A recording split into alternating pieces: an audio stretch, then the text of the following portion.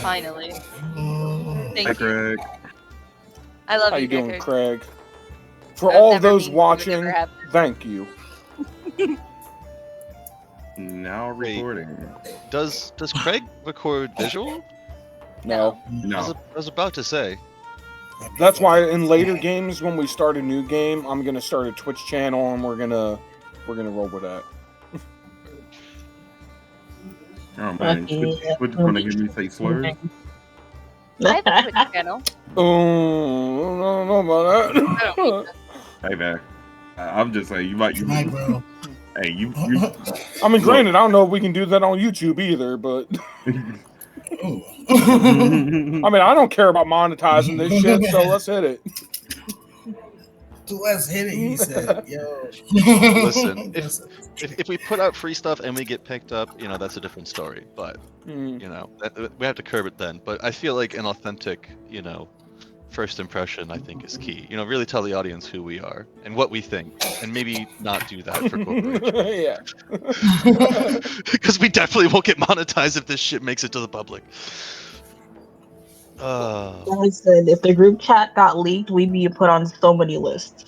We'd be in trouble. I know we're recording now, but Ryan, because I know you also have some interest in this, because I know you also have some interest in being a voice actor. I don't know if you ever watched something Witty Entertainment on YouTube, like Sword Art Online Abridged. They're currently taking auditions for voice actors. So if you have a reel, send one in. I don't. But Also, also, Sword Art Online? Yeah, Sword Art Online Abridged. Ooh. Fucking hilarious. I watch it. It is fucking hilarious. All right, it is raunchy really shit, good. and I love it. Anything abridged is, John, honestly, better written than the actual source material. Snaps. Sword Art. Oh boy. Hey, I loved regular Sword Art up until a point.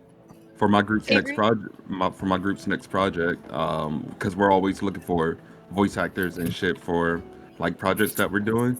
If you definitely got a reel, I can send it your way. I'll send it their way and have them take a look at it and stuff. You'll get to work with the famous Kellen Goff, if that means anything to you. It doesn't, but I'm fucking down. Ryan, you want to work on a reel together? We can read lines and shit back and forth. Kellen Goff's the voice actor for what's his name? Freddy, the superstar Freddy, that guy from Security Breach, Five Nights at Freddy's. Okay. Yeah. But That that's guy. on the So, material Rogan, guy. you reacted to it, and Dickard has broken my heart and not even looked at it. The clip I put in Meme Disposal, the two voice actors. I've seen him, yeah. Oh god, that's so fucking good. I tagged you, Dickard. Even I watched the video. Oh, thanks. I believe I did too. Damn. Main thing, I need to figure out how to put together a reel.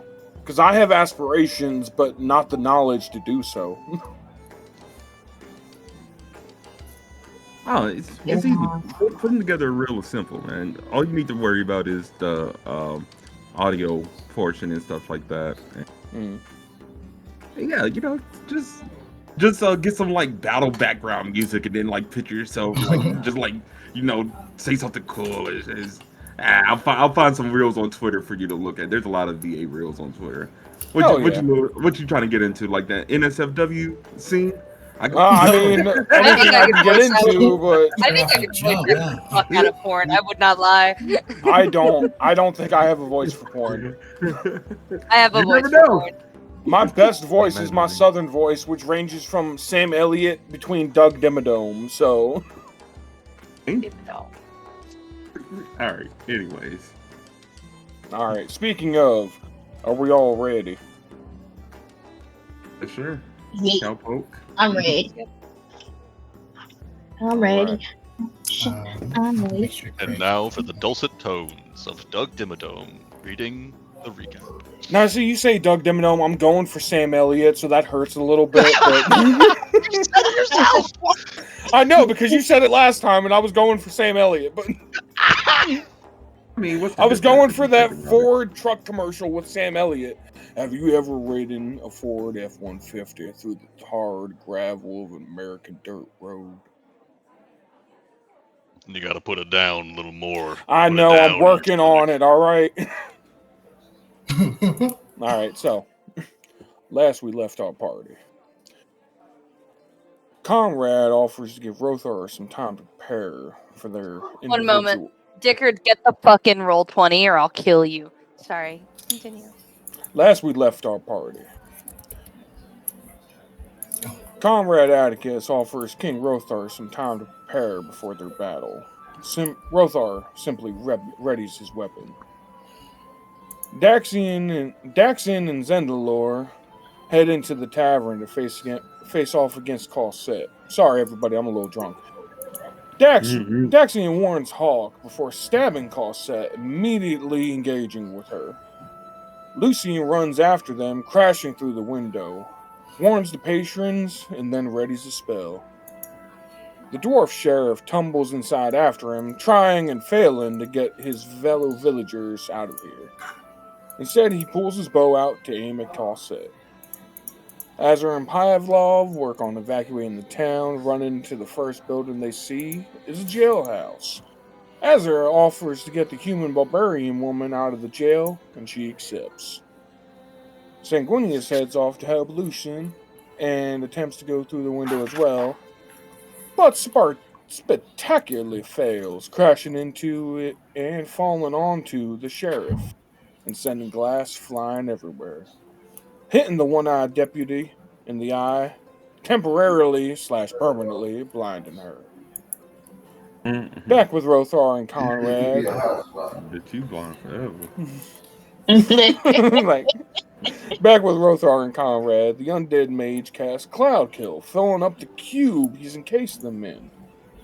Rothar retaliates by striking him through the poisonous fog. Conrad's concentration on the spell persists. Meanwhile, Daxon is taking strikes at Cosset, which he's actually not. He's actually grappling her, attempting to bring her down but not kill her. As Cosset is getting the mess beat out of her. This is really hard with other people talking, goddammit. Hey, Dickard, you're hot micing. Yeah, Oh, mute yourself, big sorry. dog.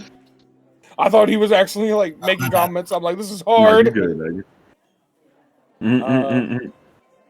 As Cost is getting the mess beat out of her, Zendalor peeks into her mind, learning that if things don't go in her favor, she'll call in the Moon Dragon. Zendalor relays this to the party, so they focus on taking her down quickly. Lucian picks himself back up from the floor when Sang crashed into him, and he summons an infernal orc devil, which I think was actually a demon, but I could be wrong. God The damn it. sheriff, the sheriff drags himself off the floor and attempts to draw his bow, only for it to snap on him, sending shrapnel onto himself. The party manages to take down Cosset, knocking her unconscious. Sanguinius notices her odd grip on her sword even when unconscious. Conrad takes a swipe at Rothar, missing as the king hones his senses. Helps him dodge, but manages another attack on Rothar, paralyzing him. After a barrage of attacks, Rothar gets bloody and locks in, forcing himself out of paralysis. Few things happen at once. Azura fails to convince the criminal to wait hidden at the edge of town. She refuses to and fucks off with Azura brushes off. The sheriff and Lucian's coming out of the tavern. The sheriff decides to aim and takes a shot at Conrad. Lucian tries to stop him, but the arrow flies, hitting the cube. Conrad is rather annoyed and ready to do what he said he would do.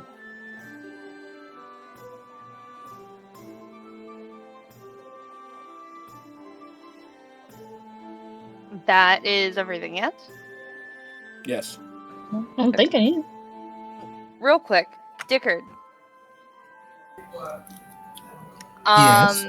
So Serana, I had at the beginning of last week narrated. She was in your arms specifically. Oh, right. and Yeah, I was carrying walked her. her Fuck. down. You did mention flying through glass, and I will let you edit and post.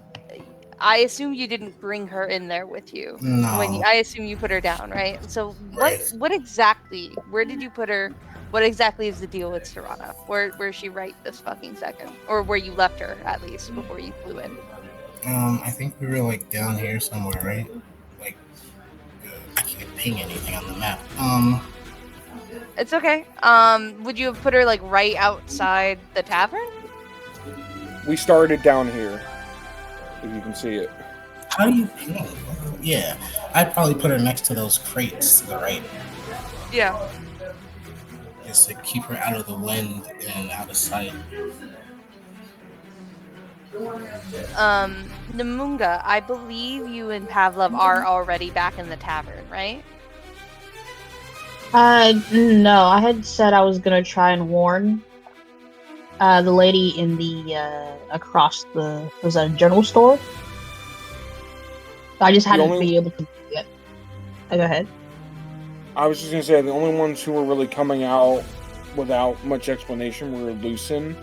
I don't think we got anything from Sanguinius. Zendalor probably would have backed up Lucin, and Daxon is currently tying up Cosette and making sure she can't do anything. In fact, I would make Zendalor's primary objective to warn Lucian that they should leave quickly, and she would stick close to Lucian, because if Rothar's about to go down, that means Conrad's gonna come for him. So, well, that would be a free action among those two turns that we had. Yeah. So I imagine that message is out. Okay. Anyway, I am going to pull away from that. Also, one sec. Lucian, I recall you saying you dispelled your orc demon last week. Okay, so it is dispelled. Just making sure. All right. In that case, I am. Can we have you play something a bit more peaceful for me, Grogan? I got you. Angelic, working even. on that. Yep.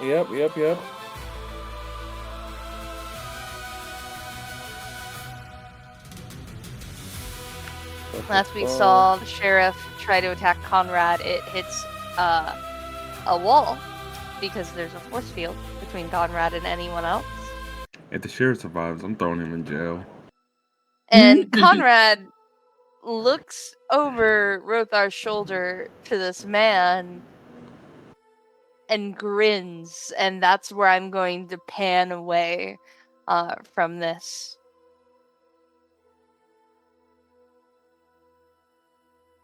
And Ryan, would you like to set the scene?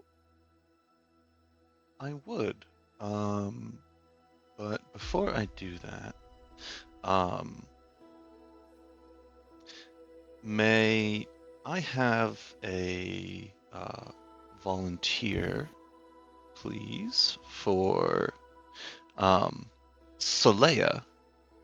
Solea being the ranger of the Crane brothers, the children of Eloisa. I'm not familiar. Can you give some background? Like, immediately, I go to woman. I think, for your reference, Ryan Reyna, like soft-spoken, slightly British. Oh, the guy. Oh. Yeah, his two sons that were helping us. Yeah. You were playing the alchemist, remember? Oh. Yeah, I didn't Yeah, remember his it's brother's been a name, minute. apparently. It's okay. It's okay. You were playing the other one, so. So French, I I can got you, also okay. play him if no one wants to be him, but he's a dimensional traveler, and he's gonna try and find Midnight. French, though, right? French. I can do it. Okay. If that is the case, Brogan, I will send you this for you to read over briefly while I set the scene.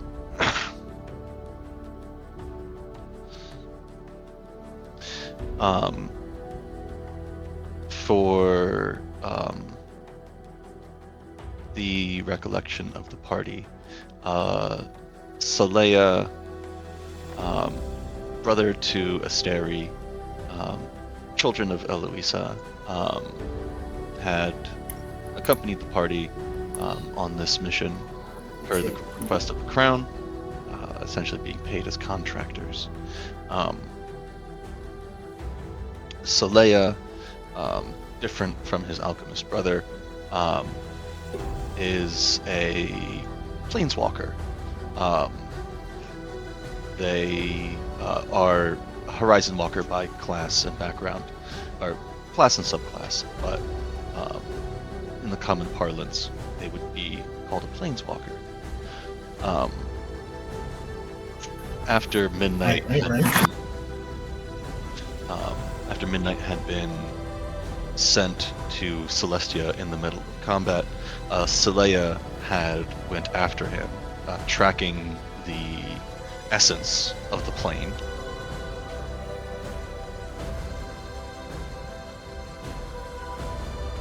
We return to midnight.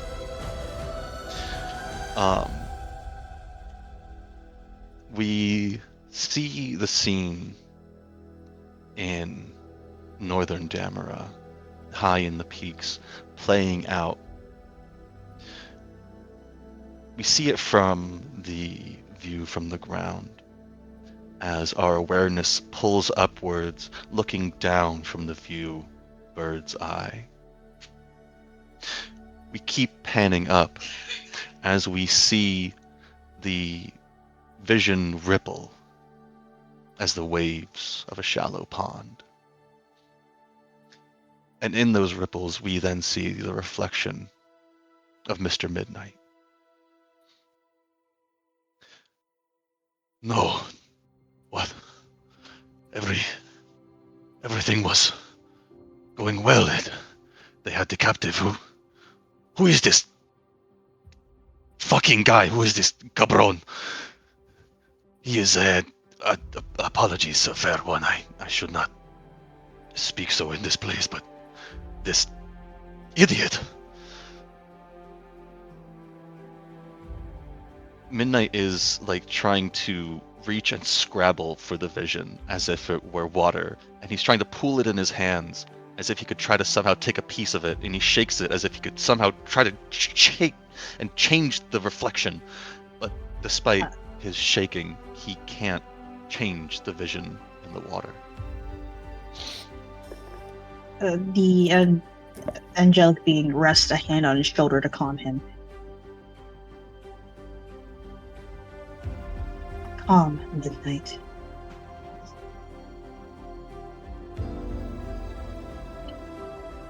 It is only a vision.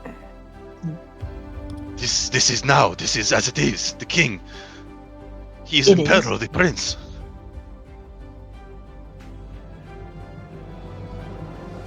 One of her abilities is to actually help help calm him down. I want to go back to that. What? Calm emotions? Yay! Oh? Yeah, instill hope.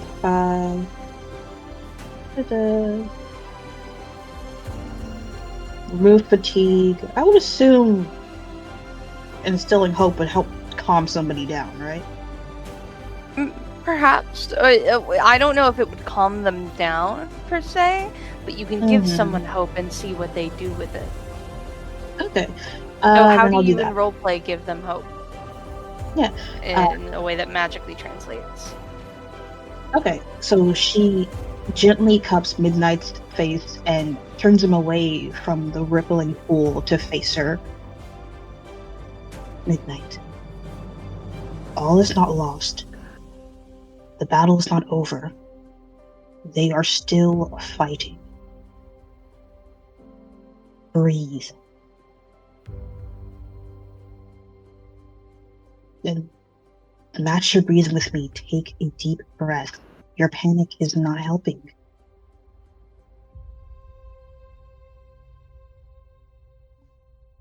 I think it may not be beyond the pale to say that Midnight doesn't let anyone get close to him. Not just emotionally, but physically. Mhm. This man keeps a proximity around him. He does not like anyone being too close without his consent and permission.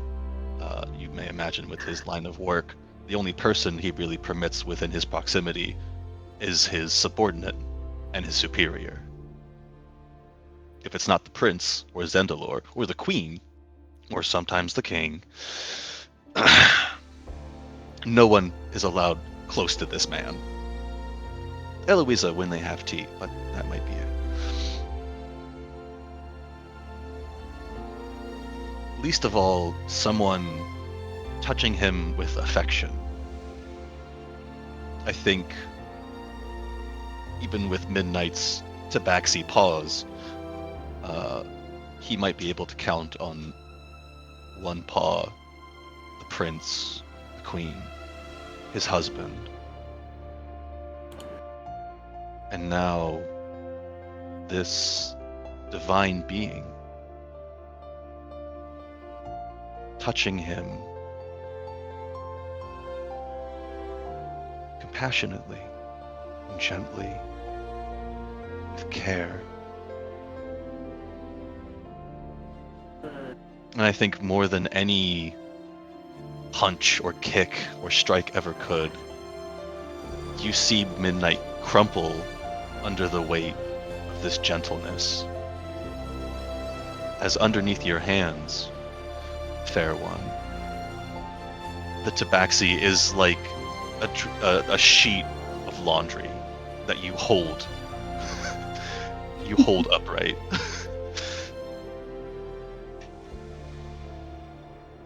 She pulls him closer and wraps her wings around him, putting his heart at ease. Which, yeah, that is actually what the spell is called, Heart's Ease.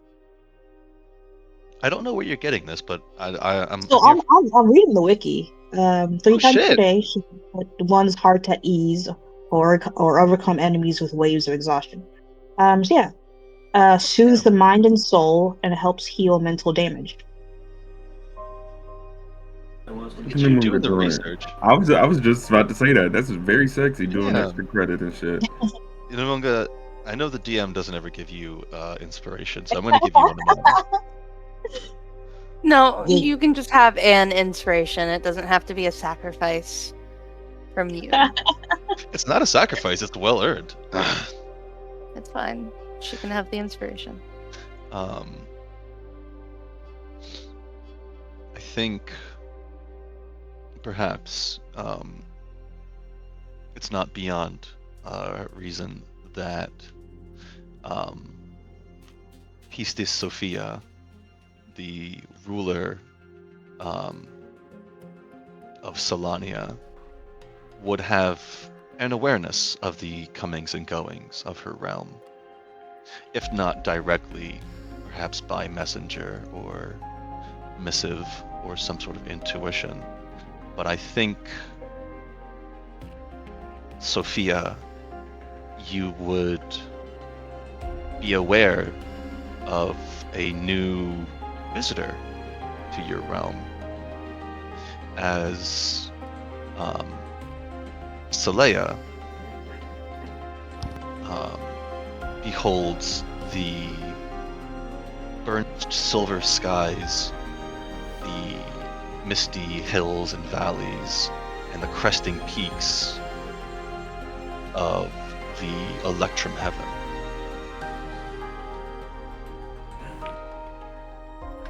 Wow, this is fantastic. Monsieur Midnight runs over. Monsieur Midnight, I've been looking for you. I'm sorry, what did you just say? Monsieur Midnight, I've been looking for you. I'm sure. I thought you said milking Monsieur. for you? Right? You heard the same thing, honey? You've been milking for me? Yes, We've I've all been been milking looking from day and midnight. night. Really? He's In been- the presence we've all- of a deity, of this such a being, you're gonna be milking in front of her? God dang! All right. We've all milked for McKnight. Okay, he's not special. Let's move it on. Also, Midnight, I've been looking for you. Right now, Our I hear it. Midnight is our Satoru Gojo. Of course, we're always milking him. Please, Monsieur Midnight, cast domain inspection on me. Oh. Titi Croissant on show Midnight. Seleya, you are fresh. Seleya sees the marked difference in his relatively fresh travel gear and Midnight's haggard-looking ass. Like Midnight looks like he's been dragged through the mud backwards several times. By comparison, he even looks like there is some twinges of gray around his muzzle, where at first his coat has been jet. Monsieur Midnight, you look like how you say shit. Have you had rough travels? I do not understand. I have crossed hills and valleys and plains and treacherous terrain, and you are here fresh as they say, the daisies. And he just points back towards a portal that you see slightly in the distance. It was not that hard. I took a left up the Hamlet and I came here. Oh, yes. It is fortunate that you met such an austere and righteous god. Of the divines I have encountered, I am actually remiss to say that I enjoyed the Bahamut very much, and his voice was much to my pleasing. Whoever gave him such a voice was very talented.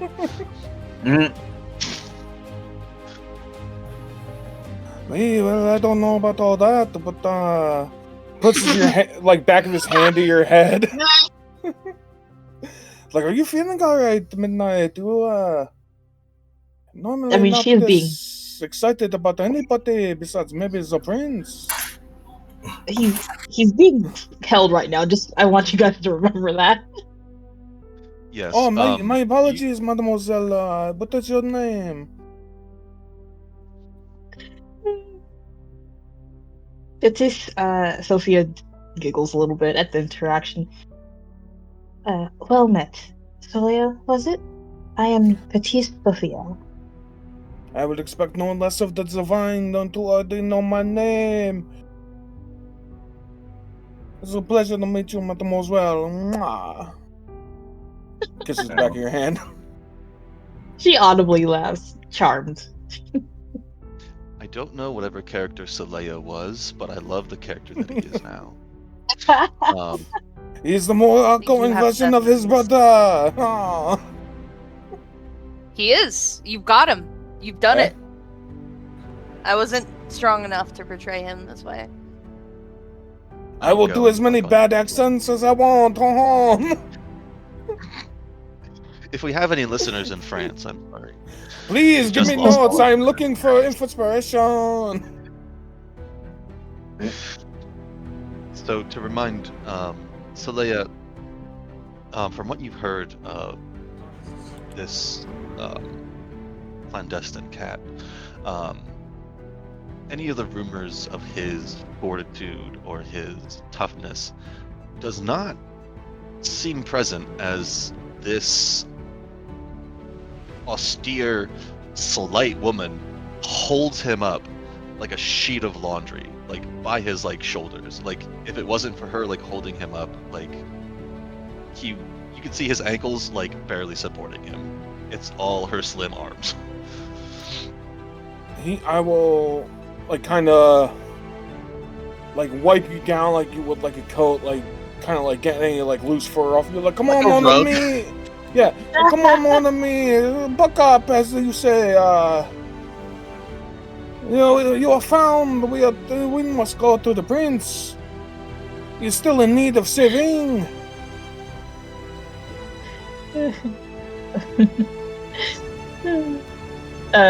Petite Sophia was also helping, cleaning him up, all that. It's like, like using her wings as a as a rug beater, like pat pat pat, get the dust off. Is the image still playing of the current circumstance? Yeah, like bullet time, but like, yeah, the audience would see the events, happening, transpiring in the puddle off scene. Would I notice it?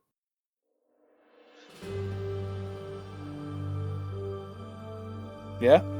Okay. I Okay. would say so, yeah. But dude, the mad! We must get going! For those of you who do not speak French, that was holy fucking shit! Before y'all skedaddle, she leans down to press a kiss on Midnight's forehead, and he feels all of his exhaustion from the journey melt away. A little blessing before you go. Oh, now there we go. That is the Midnight I know. Before I go, Fair One, tell me, was I close to him? To my beloved? And if so, say nothing. I could not bear the thought of being one step from his door and having to leave. So please, say no or say nothing at all. She simply smiles down at you. Midnight weeps. Well, then perhaps you may pass on my regards. I have business to attend to. Saleya, come. Attend me. I must do as the butler does and take out the trash. Damn. And here Fuck, Midnight to make me turns. cry too. Midnight turns to the peak, and he gives a look over his shoulder. And with a nod, he beckons Saleya, and he runs and he jumps off of the peak. Slayer will follow. As they're falling, Midnight reaches out his hand, and I imagine, like, as he's reaching out, we see from Saleya's view, Midnight from above, and we see a portal opening beneath Midnight as the view switches to Midnight seeing Saleya conjuring the portal, reaching out for Midnight's hand as they fall through the portal, and the scene ends. Dude, I just want to say, fucking clap, clap, clap, man. That was one of my favorite. That was one of my favorite reads you've ever done. Like, I have not cried in over a decade. If I could cry, I would be crying. Like, that would bring tears to my eyes. That was a fantastic fucking read, my guy. Very well. I enjoyed that. That If was I really could cry, cool. I would. I think all three of you should take inspiration from that. I thought that was really well choreographed between the three of you. Aw. It was beautiful. I'm not crying, you're crying. I Well, tried my best but- with the limited knowledge I had. So back to where we were before Conrad noticing this friend interfering in the fight. He sort of smirks to himself and he says, "Oh, well, Your Majesty, Looks like this fight is over. I apologize. And doing the one thing he has been holding back on, he is is he going to cast? He doesn't need to cast Power Word Kill. He is going to cast.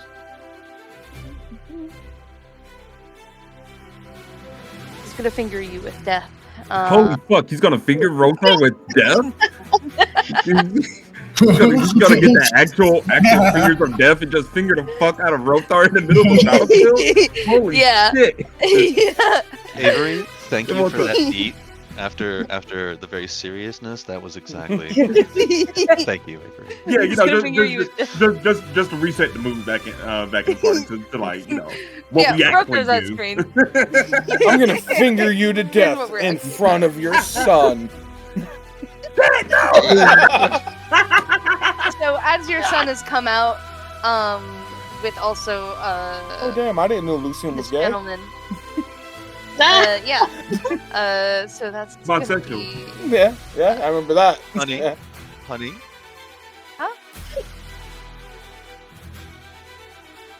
Yeah. He's a power bottom. Wait. Ooh. Oh, never mind. I'm not gonna do that. Never mind. I just realized something. I don't want to do that. I don't Are want you to. sure? It sounds like you want to do that. You know, it sounds like that might help us in the long run. No, it won't. Oh.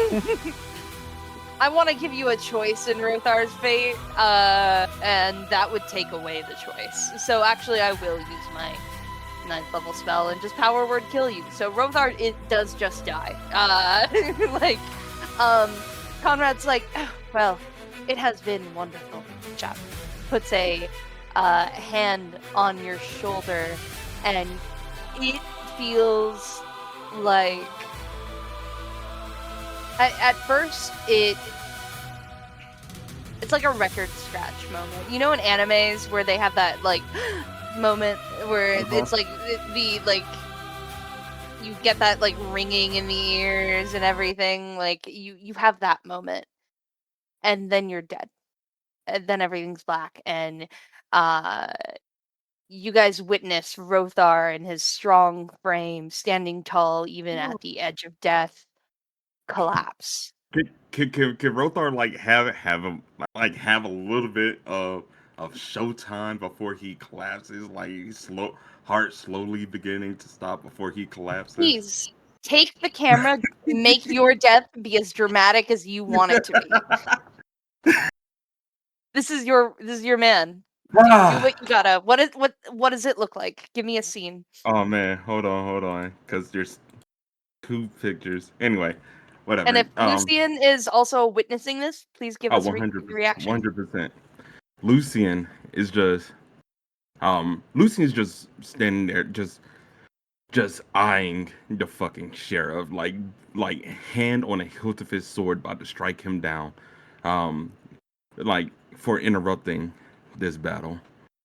And he turns back over to Conrad and Rothar sees Conrad's hand on his shoulder, and like I just imagine like what he's saying is just quiet enough to like where it's out of view, and then from there like you see Rothar's form, like Rothar's skin turns like a sickish grayish green as his arms go slump, sword falls out of his arms, like the other one that was clenched between his ass cheeks just fall as well, like all the muscle.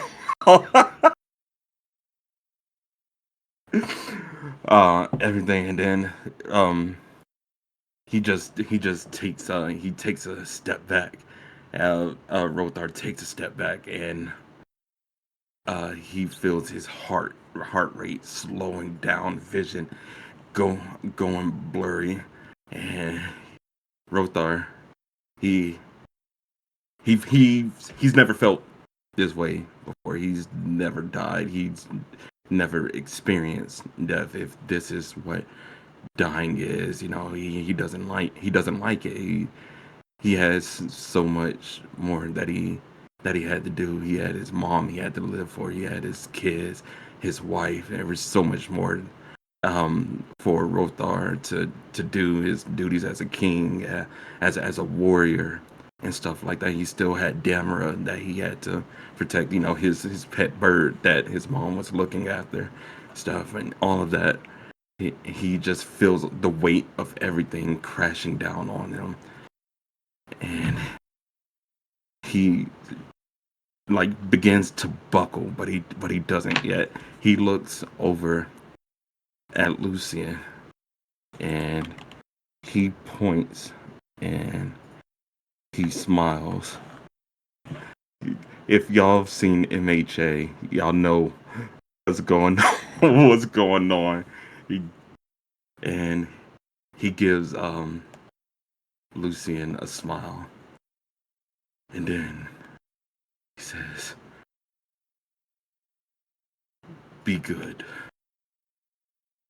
Or collapsing down, falling knees and then face first into the ground. Skin pale, eyes wide open, smile on his face. And one thing you will notice when Rothar passes out, still to this day, there are no scars on his back.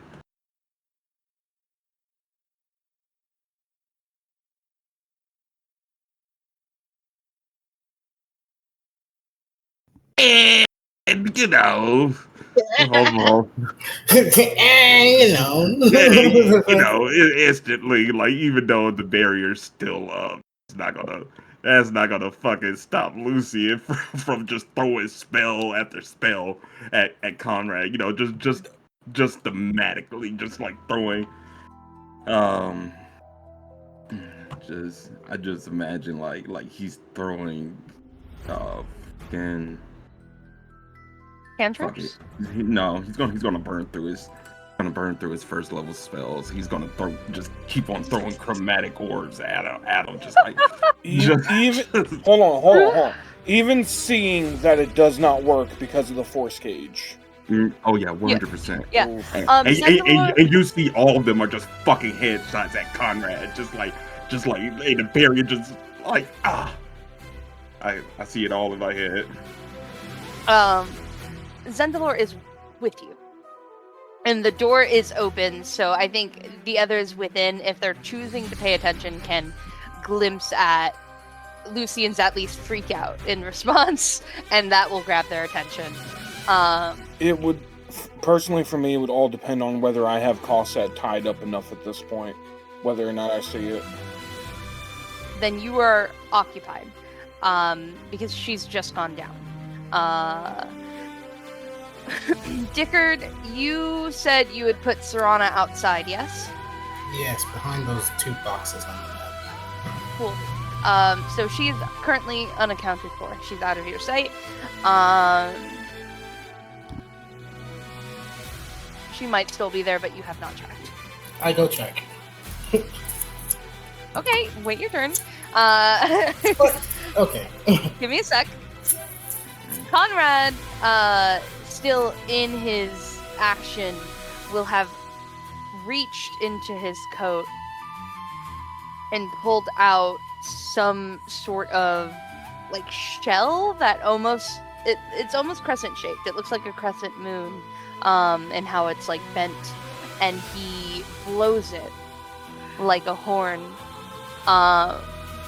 And Namunga and Sir Daxon. Namunga? Sorry, Azra and Sir Daxon.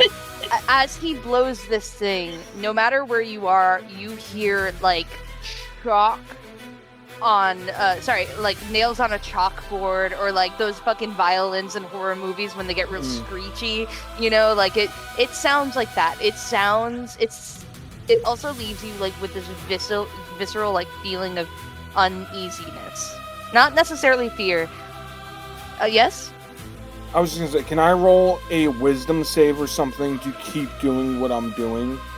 Because this tying her up and restraining her is priority, but I imagine this being very distracting. Yeah, go ahead and give me a wisdom save. Okay. Does anyone else hear it? No, I was getting to that. 23. I'm good. I'm on the task. It hurts. It's not fun to listen to. And it is a long pull of an uncomfortable sound. But you grit and bear through it while you tie this shit up. And do give me a sleight of hand check to see how well you secure Cossack. Do you want me to do Nat 20. Fucking Nat 20. That's amazing. Nice. What were you saying, Namunga? Do you want me to do a wisdom save too or not? What are you in the middle of doing currently? I thought you were just going to the next building over. Yeah, just to see if he like stops and like falls to his knees trying to cover his ears kind of situation. Yeah, go ahead. Yeah. So that's some flavor. Yeah. No one else hears anything. It's like a dog whistle, but you guys are Draconic. Ooh, what does you a guys 17 have get? something in common, and that's why you can hear it.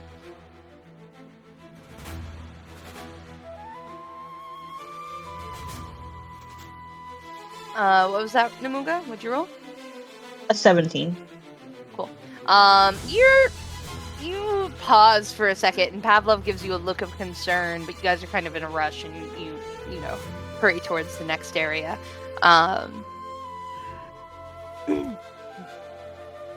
Back with Lucian, Zendalor will try and like grab you and pull you towards her. She pulls you like into like a hug almost, mostly to try and restrain you from using up more of your magical energy when it's a waste. Oh, she's gonna. She have sees. To, No, she's gonna have to what? what am I gonna have to roll to oppose that? Well, do you want to be strong about it, or do you want to be Yeah. like squirmy about it? I'm Okay. strong about it. Then it would be strength versus I would presume her dex, because her movement is No. going to be like. No, my idea was she's going to be quick and try to restrain him in an actionable way because she knows he's stronger than her. You are the DM, so your rules goes, but as rules is written, the initial grappler can only use athletics. The person being grappled can use athletics or acrobatics. Strength it is. She's fucked then. Unless you're a monk, motherfucker. She can't. So Well- what do you roll, Avery? Well, I just It rolled probably a won't matter. 14. 14. Yeah. You get out of that shit easier, easy as hell, and she is definitely trying, but it's not getting through.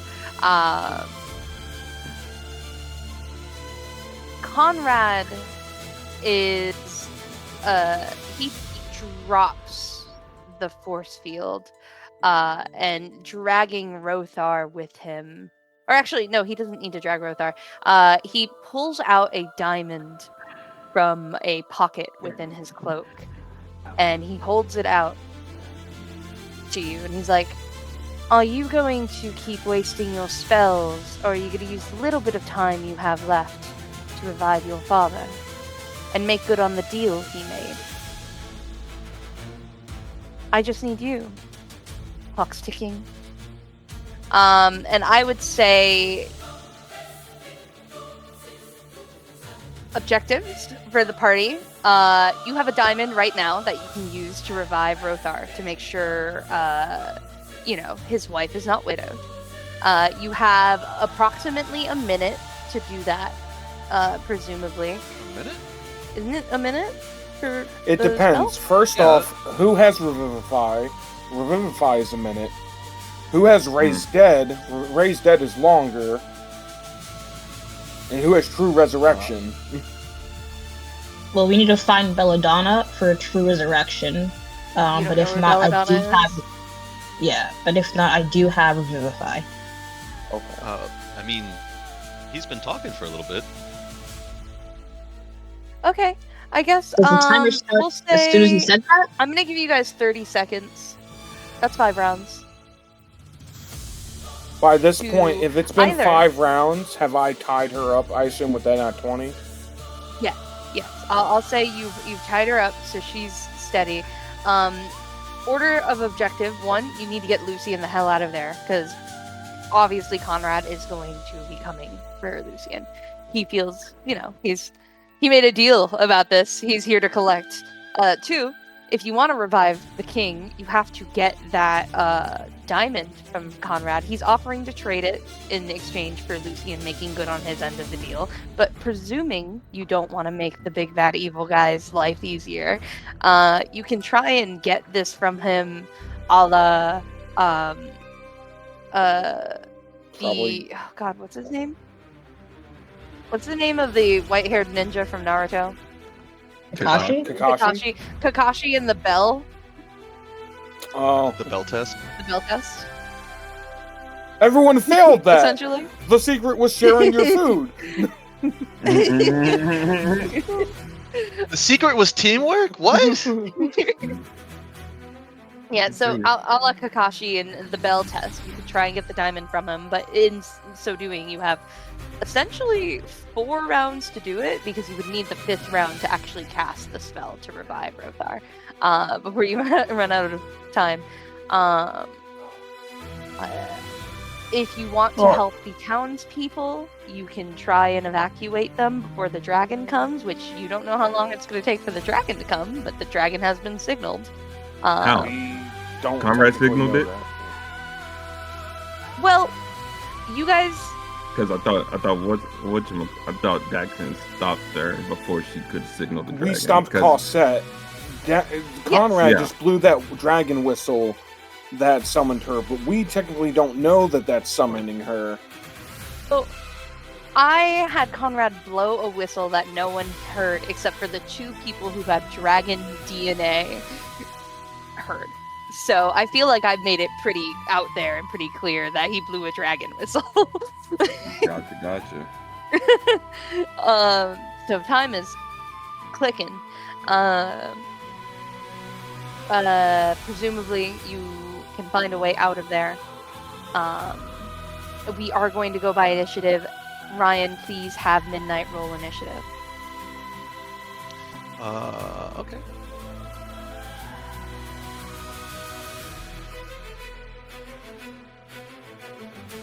Do you still have the initiative from last time, I assume? Okay. Um,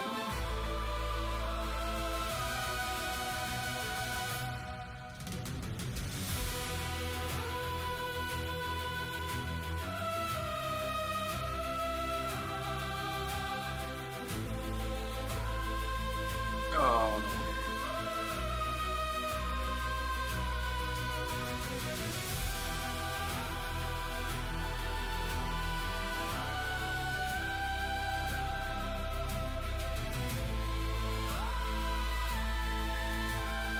I just want to make sure, Dickard, you've been quiet for a while. Do you know you're muted? Yeah, Okay. I know. Thank you, You though. said 5 rounds, right? 5 rounds to save the King of Damro. That Okay, so round 1. So for Azura's sake, if it's been 5 rounds during that period of talking, how far has she gotten with getting the other villagers? Oh, sorry, he. Fuck. You're good. I would say, Azura, you would have gone into that store and like warned people to rush out. And Okay. I am going to glaze over that if you will forgive me. That's fine. And I'm gonna say you were fairly effective. You're like, hey, some stuff is going on, get out. And they believed you. They fucked right off. You have not gone and checked the bank to see if anyone's in there. You also have not gone inside. So the tavern has an inn above it. You have not gone to the rooms above to see if anyone is there sleeping.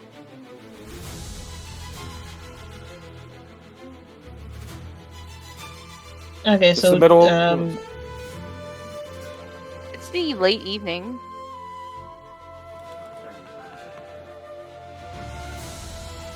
I was gonna make the joke like it's the middle So of the the day. If they're entire not awake, party- fuck them.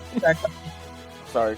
So the entire party knows the dragon is coming, or just us over the table know that? Because if so, I we have can told you this mention over that. the table. You don't know that the dragon is coming, but you can presume that if you are in the knowledge that the girl had the ability to summon the dragon, Mhm. It's an easy guess to say that Conrad probably Okay. has the ability as well. Cool. Then on my same turn that I was like running over to the general store, can I send that to the group chat? Sure. Cool, just to have stuff established. I'm giving everyone 1 round where they can establish stuff prior to this countdown. One thing you get to establish, because I don't want to do too much of that. What are you establishing, Namunga?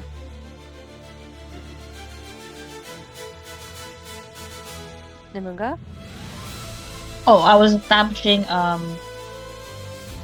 was the signal for the dragon. We need to get out of here.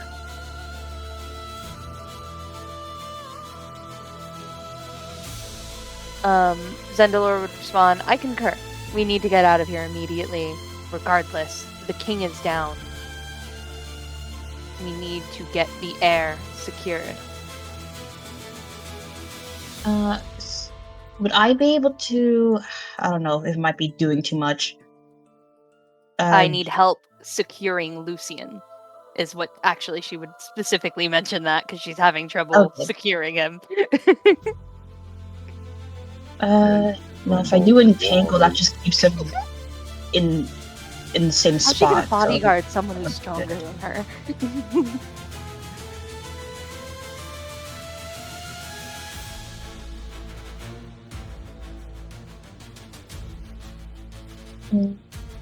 Yeah, so in that same establishing round, would I be able to just quickly do a quick scope to see if I see a giant fuck you tree somewhere around here? Giant fuck you tree? I will say there's no like actual trees that seem big on the map, but if you see any tree on the map, I will allow it to be big enough. Is there a big enough tree? There's gotta be like some. No, I've checked every tree on the map. They're all medium sized. It's okay. We Okay, established well- last time that there's a tree just 5 feet off the map that is big enough, you know? Where are there trees on the map? I don't even see one. I thought there were bushes.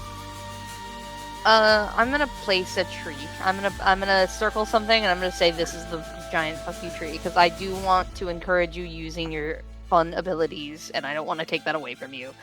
I do. Cool. Thank you. We'll say those are the those circles.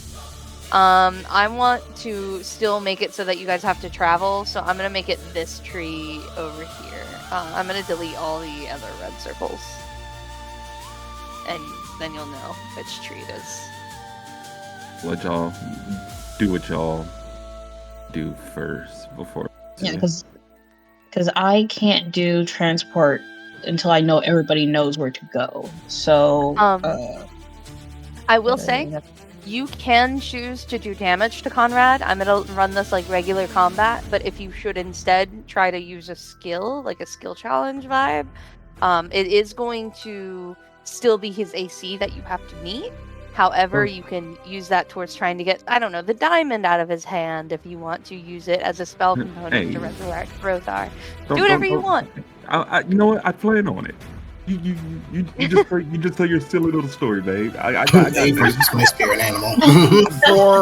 For posterity's sake, Lucian, do you want to move yourself outside the tavern before we really get into initiative? Because you did walk out I'm already. and see all this. Yeah, I'm already there, like right at the door, just watching this. Oh, I see you now. I see you down. now. Yeah. Mm-hmm. Now I'm gonna let y'all do what y'all do. Then Lucian's gonna take an action. He's gonna take action. He's gonna So get are you shit holding done. your turn? Oh no, is it my turn? Oh, No, I don't so know. we are not in initiative. I thought we were just making establishments. We are not taking actions, correct?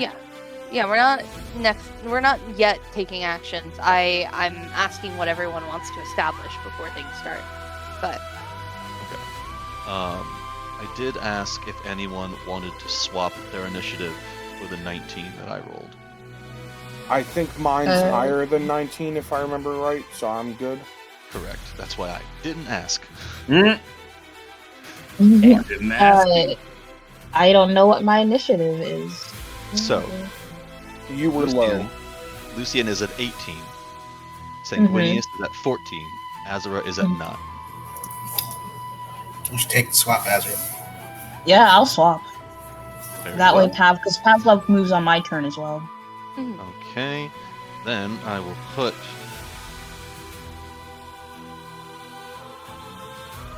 Ezra and Pav. And then Broken. Yes. Midnight. When Saleya is here, he can go at your turn as well, but if you wouldn't mind naming him, that would be huge. I'll also Um, Zendalore. I can pick up I can pick Asteri. Or Okay. Saleya. Well, that's fine. In that case. Alright, thank you. I forgot you were Zendalore as well. My bad. That's okay. Midnight and Saleya. Give me 1 second, and I'll have this to you, honey. Thank you.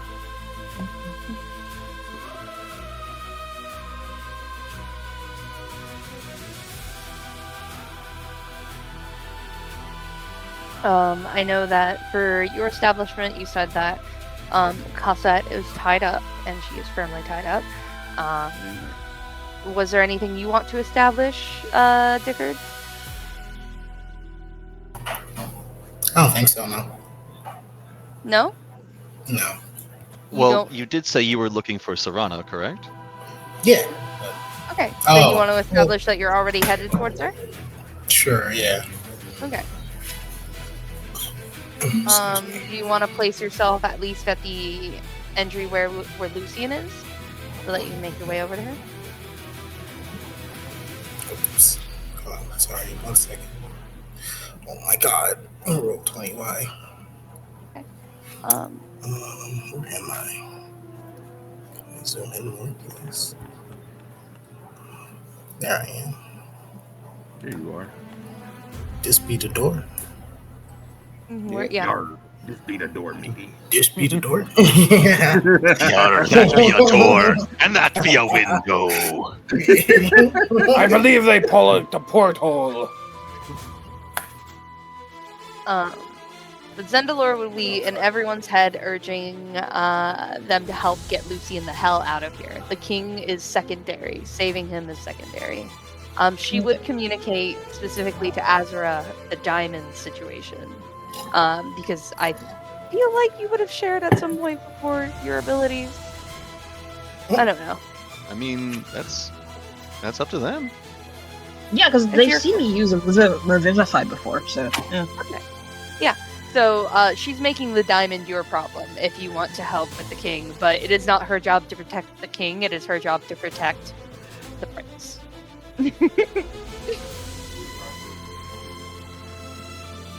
Okay. So my original thing was I was gonna have my familiar grab Lucian, not familiar. My wildfire spirit grab Lucian. Then the teleportation that you can do is only like 5 feet, so that won't really Wait. work. Why are we taking actions? Are we out of initiative? And I was explaining what I was going to do, but because you said the whole diamond thing, I'm like, okay, well that changes things.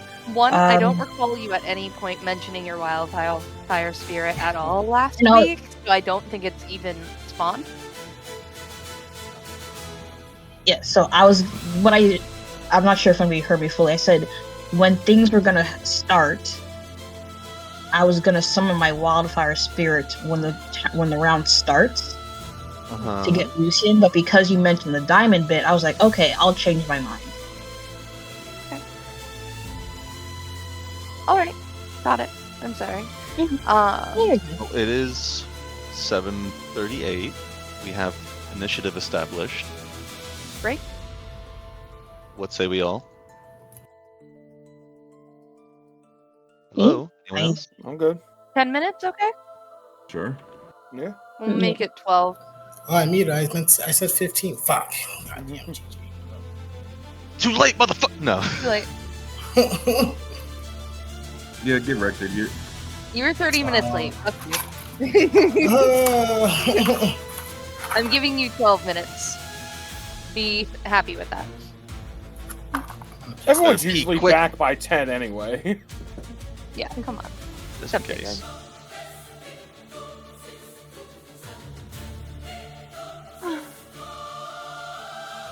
So yeah, we're fucked, guys. Correction, you're fucked. I will handle the situation. No, you won't, because my directive is to protect you, not the king. I had to think about this for a week. Correction. No matter what happens, this town is fucked. Yeah. Sounds- Oh no. yeah. Fuck anyone sleeping upstairs in the inn. I'm sorry, you're cooked, my guy. What if No. it's Belladonna? Like, what if You're you just cooked. needed to wake up your cleric and she would get you out of here? That's funny. Oh man. Hmm? We can get back at your. You also specifically No. said that Zendalor did not receive like anything from Belladonna or Astari. Yes, but I've also pre-established that when people are sleeping, Zendalor can't really get through them. I wasn't here for that. I've established that multiple times, but it's okay that you don't remember that. I'm reminding you over the table. So that means if she cannot get through to you, that means either they are out of range or they are sleeping. Because if they are sleeping, she can't get through to you unless she goes through the plane of dreams. Unless Can they're she at least unconscious. hold on? Can she at least feel them? Like just because Not you a can't science, get through to it's more like- somebody, like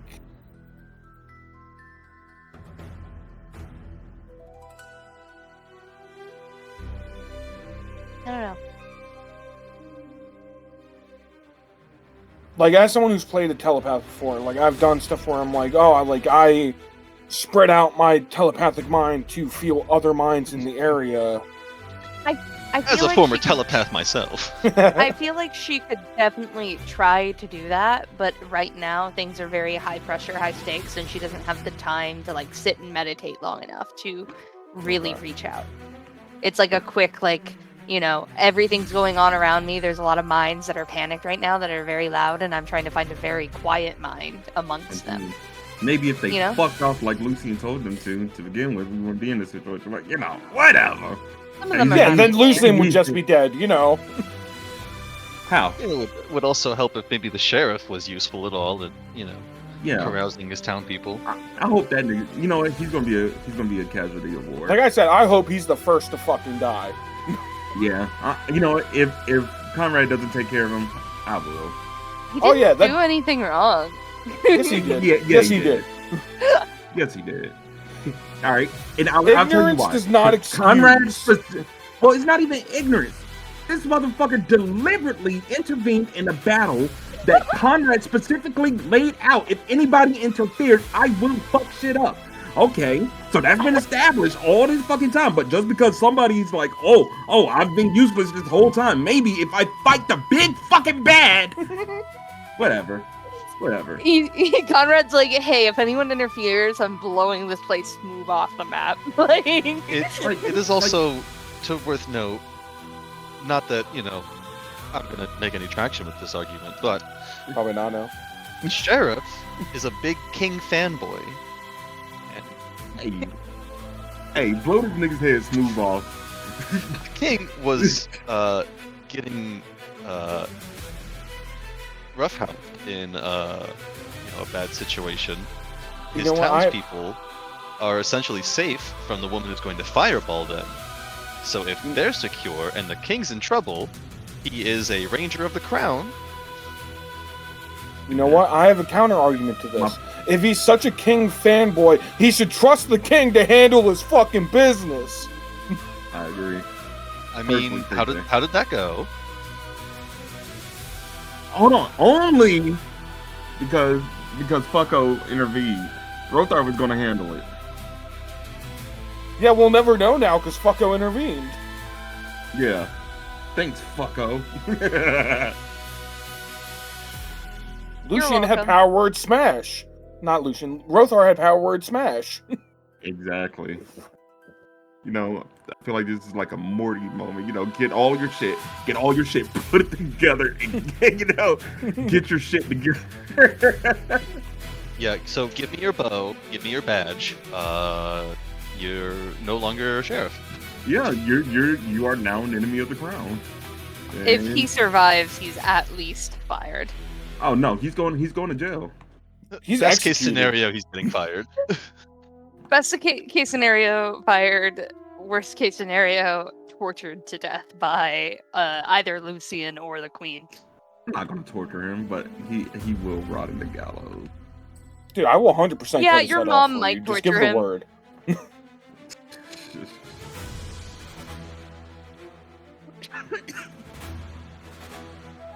Lucy will at least give him like a fair trial. Very biased fair trial. I'm very biased. Even with a fair trial, this guy is fucked. He intervened on a sacred duel between the king and someone else. Yeah, because if the king was still alive, you know, he'd be mad. He intervened in his ninja way. I'm sorry. Wasn't the king at like 13 HP? Oh yeah, 100%. Yeah, and he was gonna handle it? Oh yeah, He had 100%. potions. And Conrad was barely bloodied. Oh, he's about to get a Rothar was lot gonna more handle bloody, it. let me tell you. Hey, Oh. all I'm saying is, Rothar went out like a bitch. He wasn't happy. He wasn't happy with how it was going, with how he did it, because he wanted to go out on his own terms. But now it was with somebody that intervened. But you know what? This is a perfect segue for Rothar going to hell and saving that boy's soul. So, you know. Yeah, that's what I was. How are you going to Yeah. gather the team now, though? This changes up everything. Solo mission. Solo mission. Hey, you guys How are ever you gonna play get Doom? out? Hey, Everyone else is just playing king is different dead. devils that are like, yeah, fuck that guy. No, the king is dead. Hey, does anyone else hear guitar music? yeah. Oh, did you check your messages, Ryan? Oh shit, no. Do I was that for me cleaning the real dishes quick, with baby. cats. Oh, okay, my bad. I thought you were back at your computer.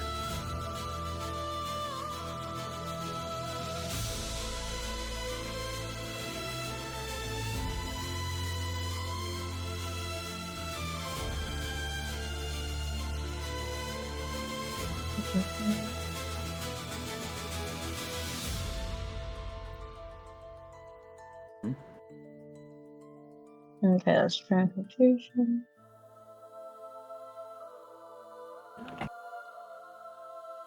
So, V, when you said that we could try to take the diamond from him and not give him Lucian, so we're essentially just trying to like either just steal the diamond away from him, right? Yeah. If you don't want to give him Lucian. He did say he just wants to borrow Lucian and like extract something from him. But you probably don't want to give the villain what he wants, I presume. Extract these nuts, nigga. So, like, even if I do get the diamond, he's gonna stop me from reviving Rothar because he's right next to him. I can't like take You the don't know diamond. that he's gonna stop you. Also, there's plenty of you guys. You guys are like roaches. You outnumber him a lot. Hey. If you work together, maybe you can revive Rothar. Almost Avery. bitch. Avery, you What's up, DM baby? too, right? Don't Yeah, listen. dude. It's just Would crazy. you? I got a supplement recently for crafting and some boss Huh? shit. Would you like it as well? I sent Yes, it to Ryan as it. I would You love are? that shit. Oh no, that's not that. That's what he sent me. Hold on.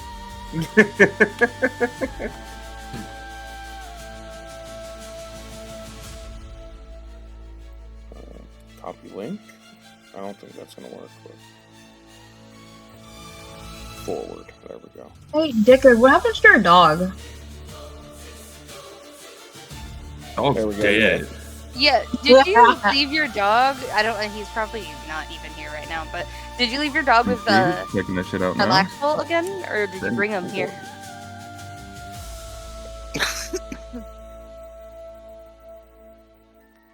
Are you talking to Dickard? Like, you can't ask for a dog and Yeah. then not do anything. I don't think Dickard's here right now. Yeah, I don't think so. I'll ask when we get Oh, back. then answer the fucking question. What question? Wow, it's like you Where's don't your even love me. dog? I rehomed my dog like forever ago. No, Jarlaxle had your dog when you guys were staying with him. Do you want to have your dog with you right now? He gave your dog back. He doesn't have Oh. your dog anymore. He does not have your dog. He's so not you have gonna your dog dog with sit you. your dog forever, my friend.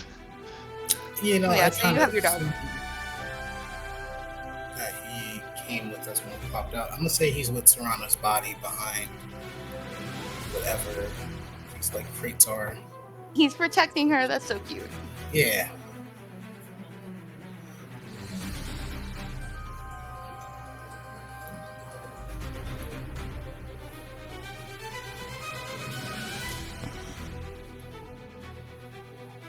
Okay. Disengage, hide, or use an object on action. Ooh, cooking. God, Oh, sorry. they should. Lots of shit in I there. don't know. I kind of want to run a campaign where like just regular everyday shit is like important and stuff like cooking, jewel crafting and stuff like that. Oh, yeah, So the man. book the That's person kinda made shit I'm looking before for in my campaign. hold on. So the book the person made before this book that I have not gotten yet is called Why Slay Dragons When You Could Be Fishing. It's a whole book about adding fishing into your tabletop games. That's hard as fuck. If you want to look it up, it's from World of IO Publishing. I slay How to slay dragon when you could be fishing. be fishing. Sexy. I see it. When it comes to my Yokojima campaign, like, I want to have that, like, Studio Ghibli, like, slice of life, like, comfort food kind of feel, like, alongside, like, fighting kaiju and stuff like that. Like, Mhm. cooking, like, having a cook in the party, having a crafter, having someone who is mechanically inclined, someone who's spiritually inclined, your skills will have much more narrative impact and thematic impact. Like, the food will give you bonuses, your gear and how you craft it will give you bonuses and stuff like that. Hell yeah. That's the shit I really love about this supplement. The next one they're planning on, I think, is a full like cooking one, like dungeon fucking dungeon meshi. Mm-hmm. That's good. Oh, Really? nice. Like that That's kind of what I vibe. I really like this. I appreciate it, Brogan. Hell yeah, man. Broken Top has a lot of good content to share. I've noticed. Oh yeah, just I wait need to until. take a Oh, thorough hold on, look. hold on, real quick. When we get back into it, should I ask? May I ask Rothar to roll a d20? Yeah. 4? The newest thing in the homebrew rules. Oh, can you remind me? That was what you sent me, right? It was an Yeah, injury just look at table? homebrew rules. Yeah, you put it into the homebrew Yeah. rules. Oh, that's so good. Thank you. Give me a sec. Now, granted, I'm not sure how many of them make sense with power word kill, but Probably none of them. probably not. No. Well, I could not do power word kill and just say he hit you with a bunch of damage and narratively put you on the floor because it was only 13 damage that he needed to clear. Yeah, but that wouldn't make his last scene. It wouldn't make it as cool, and also, like, I thought you guys would like it if I burnt his 1 9th level spell. Oh, 100%. I thought you yes. guys would really enjoy making me, when he only has 13 hit points, burn a 9th level spell slot. It's Oh, yeah, I will Hold on gladly now. take a finger of death over a power word kill. You already did it. I know I Okay. did it. Yeah, don't try to finger me to death. Just use your power word kill. Well, I only did it because I didn't want to turn you into a zombie. I wanted to give you guys a chance to save Rothar. Well, there would still be a chance to save Rothar because he wouldn't turn into a zombie until he failed his 3 death saving throws.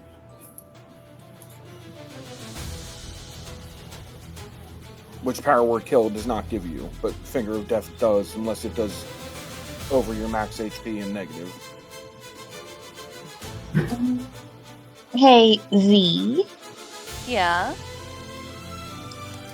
Hypothetical question. Hypothetical If- answer.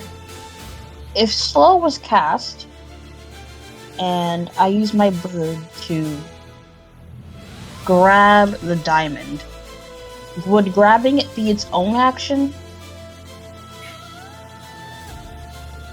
wanted to I don't try and, know. like- Does it cost you anything to direct your animal to do stuff? I think a bonus action. At least, yeah.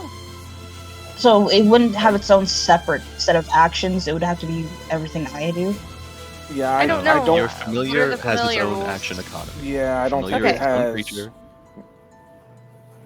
I don't think it has has its any own turn. ability to do so. I think it can only do like specific things. What So, can your familiar do? Here's my initiative count. It takes its turn immediately after mine. Okay.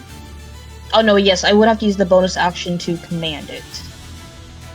Okay. So you use your bonus action to command it, but it has its own action economy. Let me ask you this: do you think a bird would be real good at getting something from Conrad's hand? If it's, you know, I, have actually, the yeah. skills to do so? I mean, I should say this is a diamond worth 300 gold, It's heavy. so I don't imagine this is a small. Because thematically, stat-wise, it is designed after a hawk. Okay. Well, you can try. I And then my personally, follow-up I think that would question- work well. Yeah. And my follow-up question was if I were to grab the diamond, and because my wildfire spirit can teleport. If it was able to teleport the diamond, would it just be the diamond itself or Conrad as well? I don't think your wildfire spirit can teleport with something. Unless it specifically says in the rules it can teleport with a thing. Yeah, so the spirit and each willing creature choice can teleport up to... A diamond is not a willing creature. Okay. It I'm- might I'm be a gonna good be- way like, to that get is- us out I if don't- someone I else don't- grabs it. I don't know.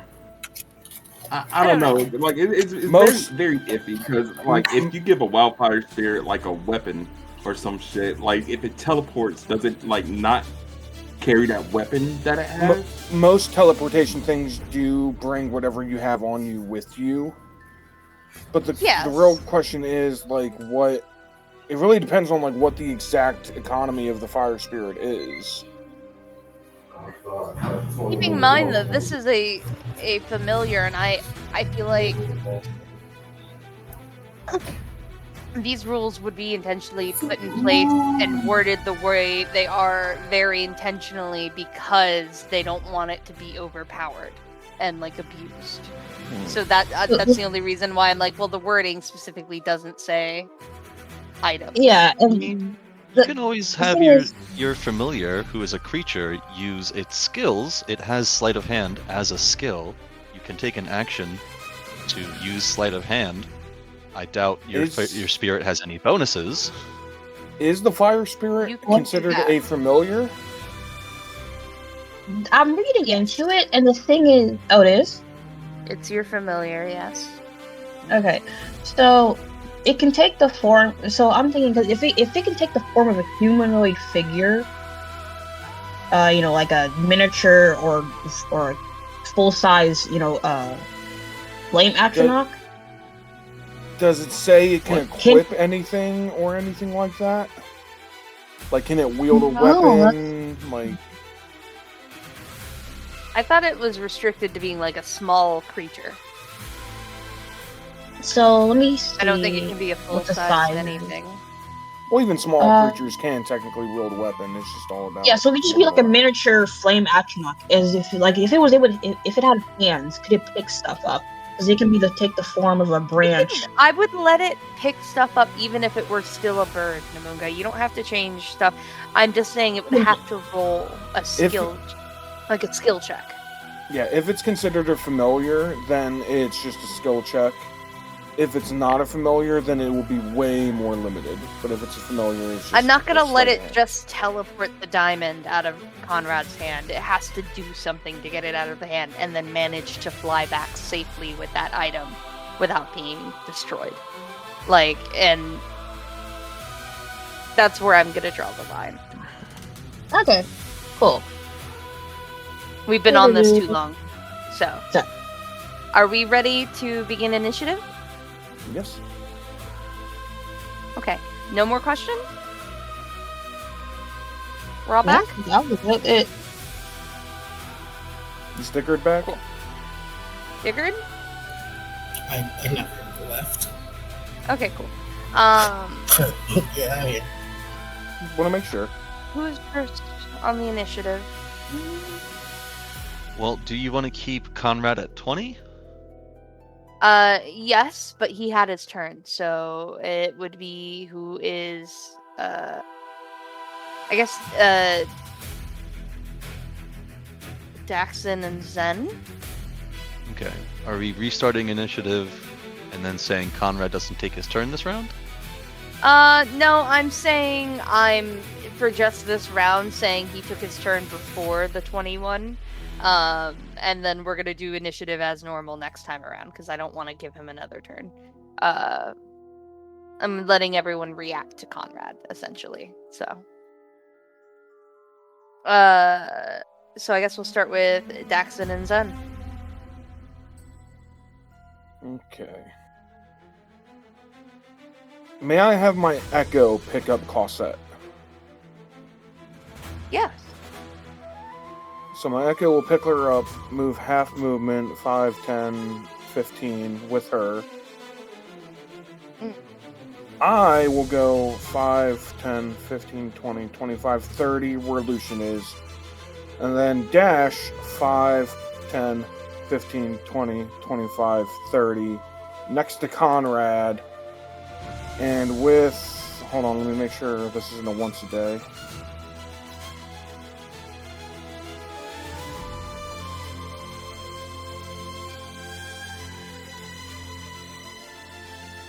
Gonna go ahead and use Charger. So when I use my action to dash and I use bonus action to make one melee weapon attack, I'm going to switch out that melee weapon attack for a grapple.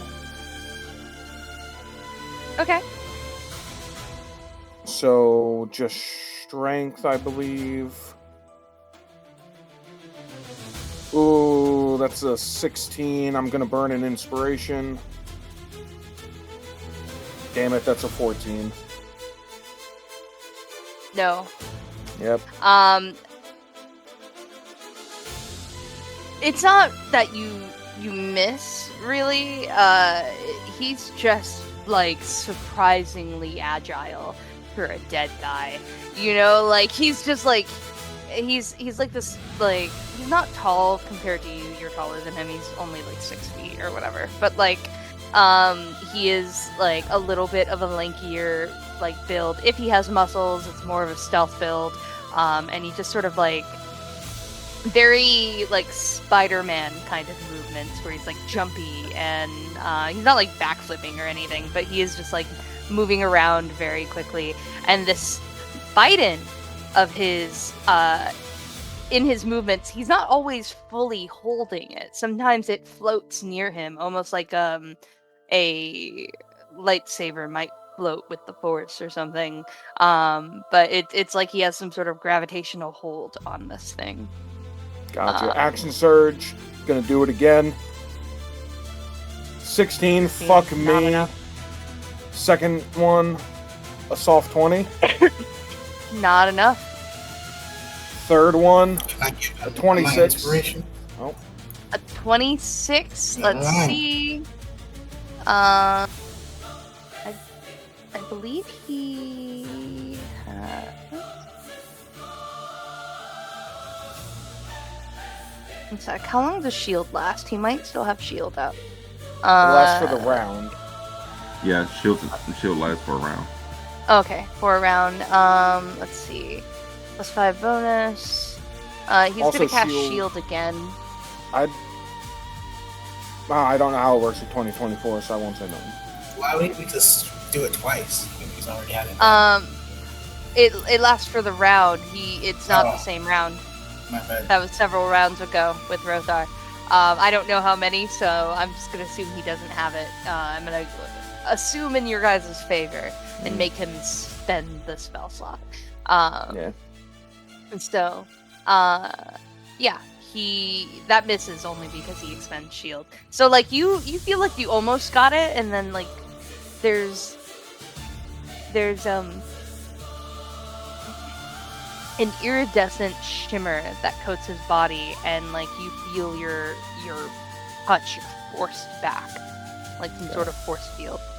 Through through the Discord chat, everyone will hear, "I'll try to keep him busy. Get the prince and get out."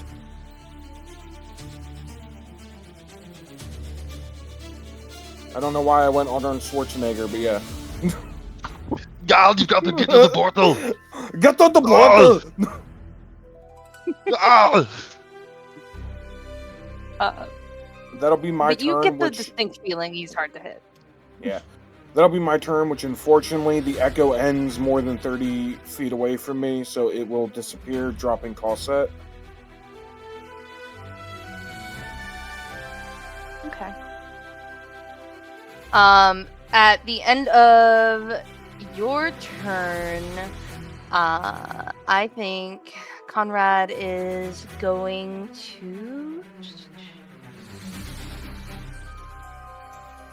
gonna hit you with. Where is the spell? It's not on here. Oh no, it is. My bad. He's gonna hit you with a ray of enfeeblement. Bring it on, you undead shite. Black beam of energy. It comes from his finger. It makes a ranged spell attack on you.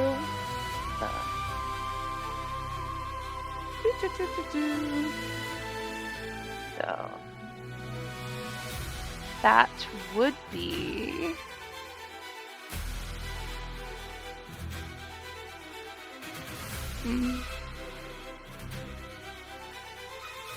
Misses. Oh, that misses. Holy shit. Okay, never mind. And I will use Mage Slayer and try and grapple this motherfucker again. Okay, go ahead. He's 25. outside of your range. Yep. When a creature within 5 feet of you casts a spell in Daxon's current position, Conrad is 10 feet Within away. 5 feet. Conrad is 10 feet away from you. He's within 5 feet away. Or do You're I need not to adjacent reload? to him. No, he's 10 feet away. Because a square is 5 feet, and he's on another square, which is 10 feet. so In he's 10 feet my away roll, from you. I'm reloading right now. In my roll 20, he was still diagonal to me, like right next to Rothar. Gotcha.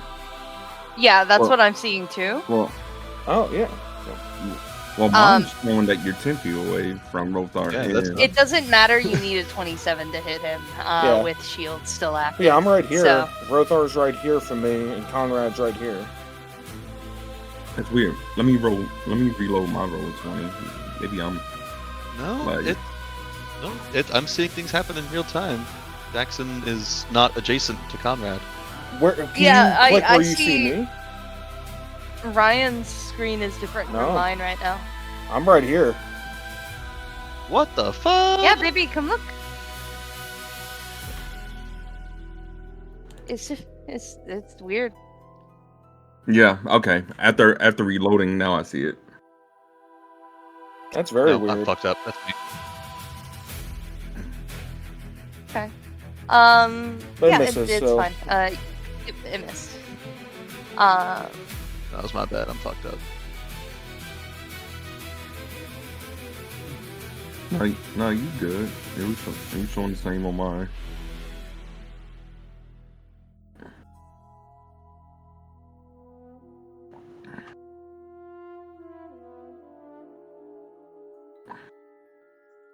Okay. So Conrad used Um, Ray of Enfeeblement. What is Zendalor doing?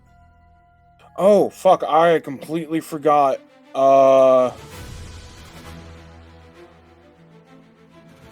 Fuck. Where even is Indolor? Still, she's not even on the map She right now. What should the be fuck? with the prince. She should be next to Oh, the she's right. Oh, I prince. see him now. Okay. She will be wherever he is. If I need to move her, let me know. Bonus action stealth. Where's the fucking stealth? There it is.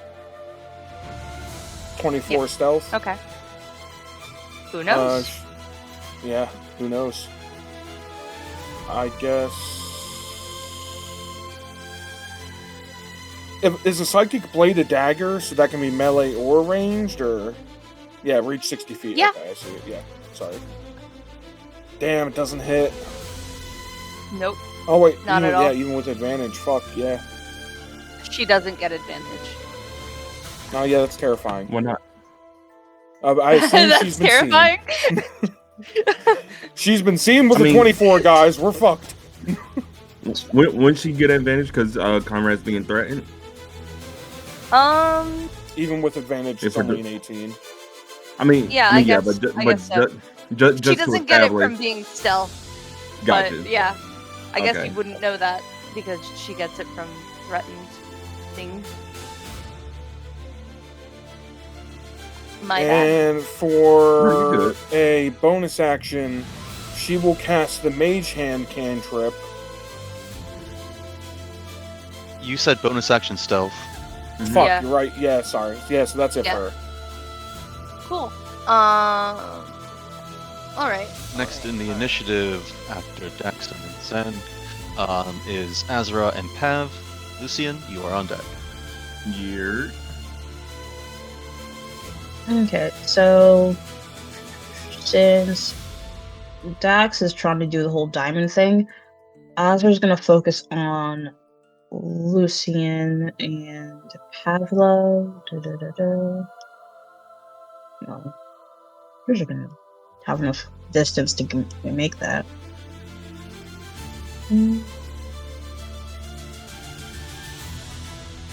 Guess I'll have them both dash to make it there in time, so it doesn't take 2 turns. Dash would be a whole action, so I'll have to do the other stuff later.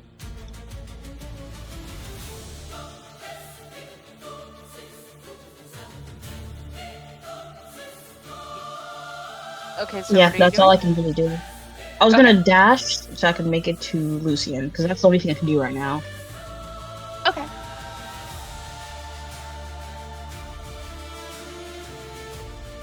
So,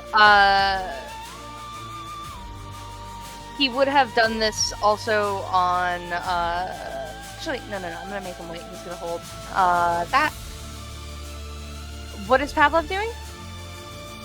I said they were both going to dash forward to Lucian. Okay, well then that is enough mythic actions for I me to do this then. Actually, My could bad. I do a Anyone who is within 20 feet of Conrad, please make a Constitution saving throw. hang on. I'm gonna go ahead and use my last inspiration on that. And that one, yeah, you are. Ah, fuck me, man.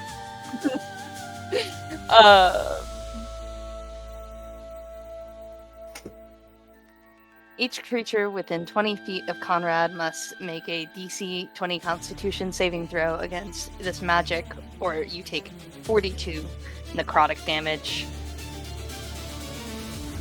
Namunga, you're not in range. You're not. Oh, I'm not? Oh, okay. No. No, only Daxon. Is Only it that 42 sense. So or are you you just gonna take- roll for it?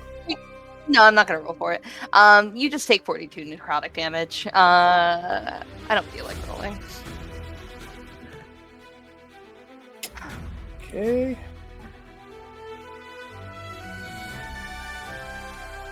Is that an action? What the fuck is that?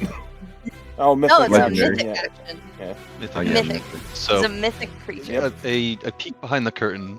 When it comes to mythic actions, if it has not been explained thoroughly enough, mythic creatures, in order for a big bad or a creature to keep up with the action economy of a whole party, can take a mythic action at the end of another creature's turn. They have the availability to do so. However, each mythic action has a cost. A mythic action uses points that are determined by the amount of combatants against the boss. So right now it is at 6. Dax Azura, Lucian, Hawk, Sanguinius, and Midnight. I'm not counting the extra NPCs because that would be 9. That Murder, would be yeah. ridiculous. But you could do that if you wished. So when you see the description, Disrupt Biology, 3 MA, 1 PR, so that mythic action costs 3 points of the 6, and he can only do it once per round. So this is the only time in this whole turn cycle that he can do that. Yep. Some abilities are like, oh, he makes a melee attack. He can do this for 1 point, but he can do this like 4 times a round. So it kind of balances that way. Yep.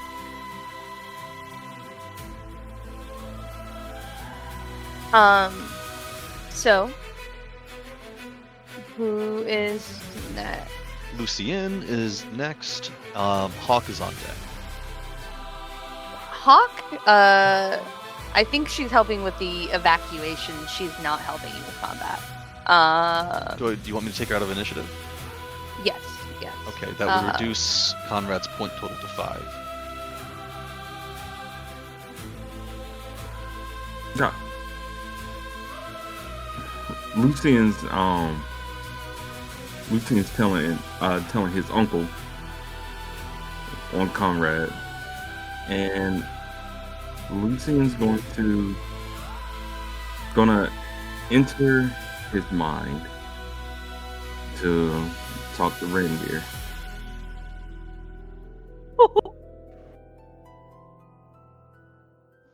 Please.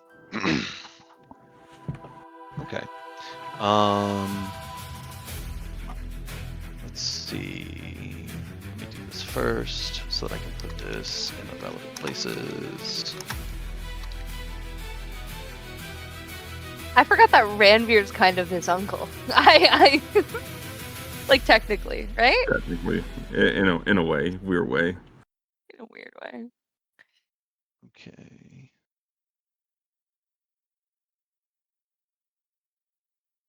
He's that weird uncle that just sort of like throws the function off whenever he's around.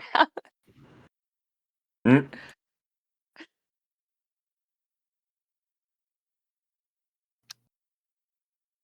That also means Ranveer's your Conrad's your uncle.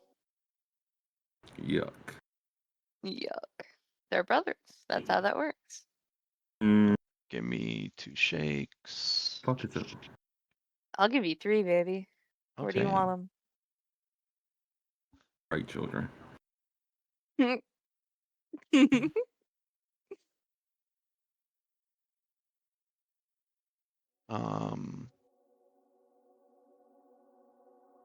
see.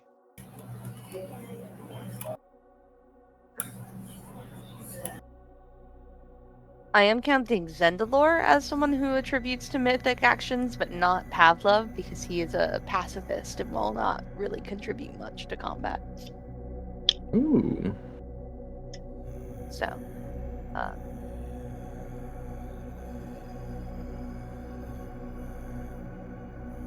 Give me 1 second. Still looking. Okay.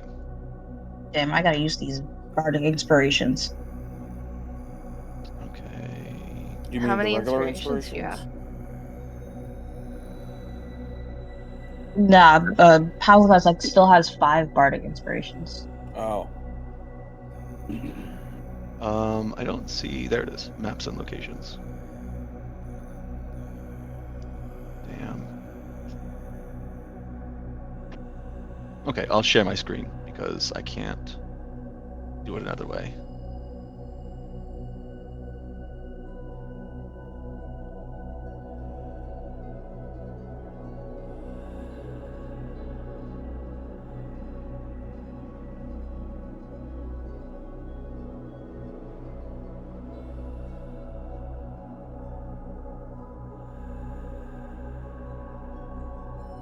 Okay. Y'all let me know when you can see it. Let me Can go see it. in. 'Cause Discord on mobile isn't very kind. I'm sorry. I don't mean to do this to you, Brogan. I don't know what the fuck you're talking about in your message. Can you ask this to me verbally? This was way back when I was playing Saleya. And I was like, what's their like it. relationship to Midnight? And blah, blah, blah. I'm so sorry I didn't see You're that. good. I don't always check the messages in time. You're good. Ryan was talking, so I was like, oh, I'll message you. I'm like, she doesn't answer, it's fine. I'm like, I'll just do my best. Okay. Yeah, All no, right. Discord is not letting me see what you're streaming. I'll get, if you want, I can break down a description. No, I got it. I'll describe it. Lucian, as you take a second in the middle of the erupting chaos, your surroundings seem to begin to drag until you seem alone in a frozen world.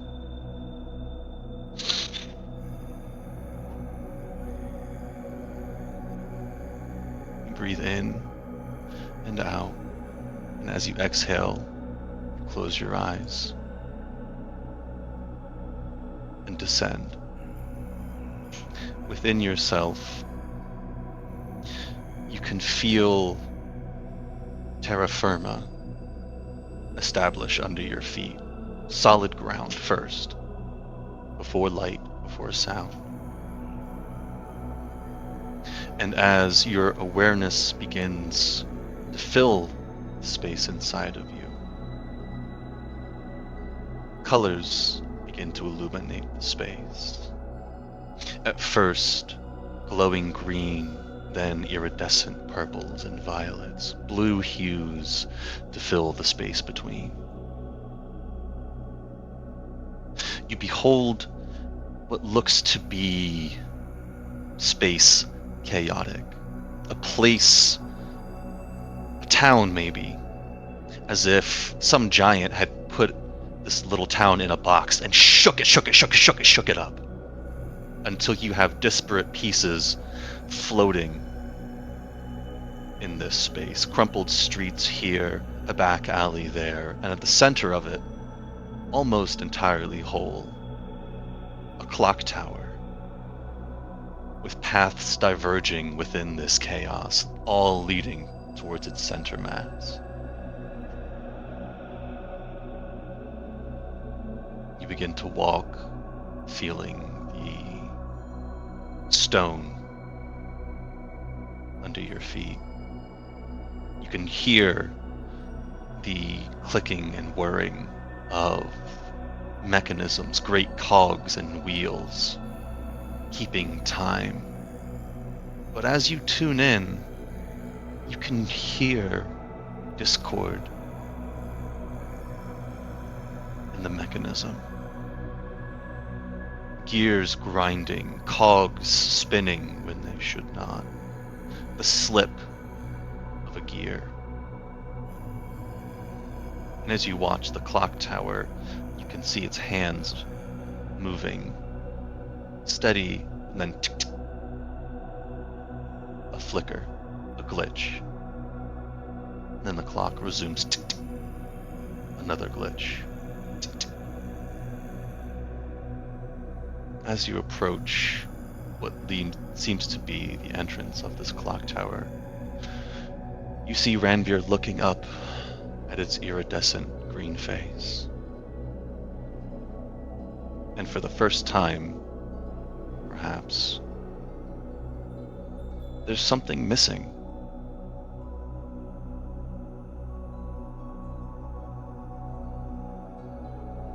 He's not smiling.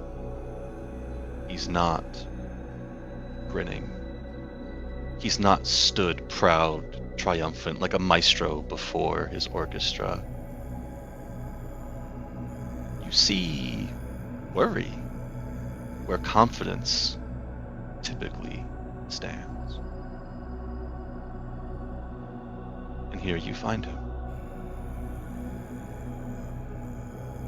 He does not seem to recognize your approach.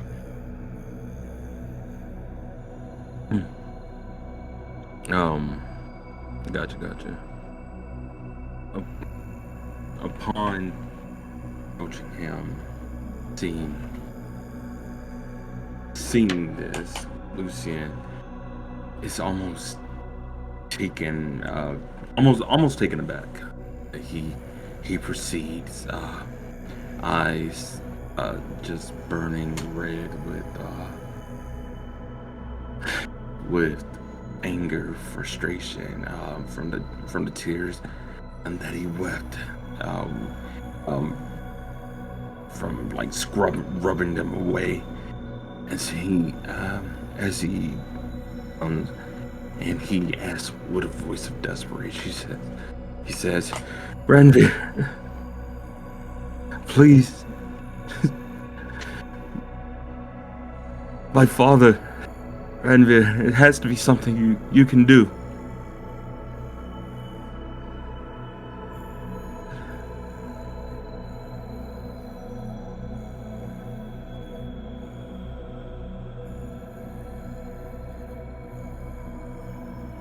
My apologies. Mm. Oh, Lucian, forgive me, I seem to be distracted. No, your father, what troubles you? Conrad's killed him. There has to be some way to I don't know. Bring him back, or at the very least dispatch Conrad. Get him away from here, or take him down. Whatever you require of me, whatever. Please, I can't lose both of them. I can't lose both. I can't lose both of my parents.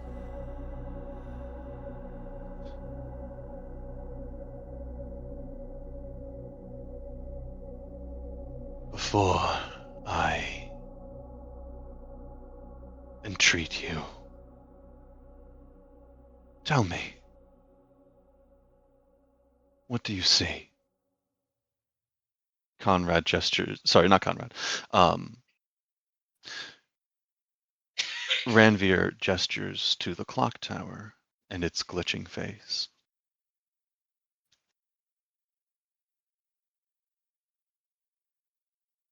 I see.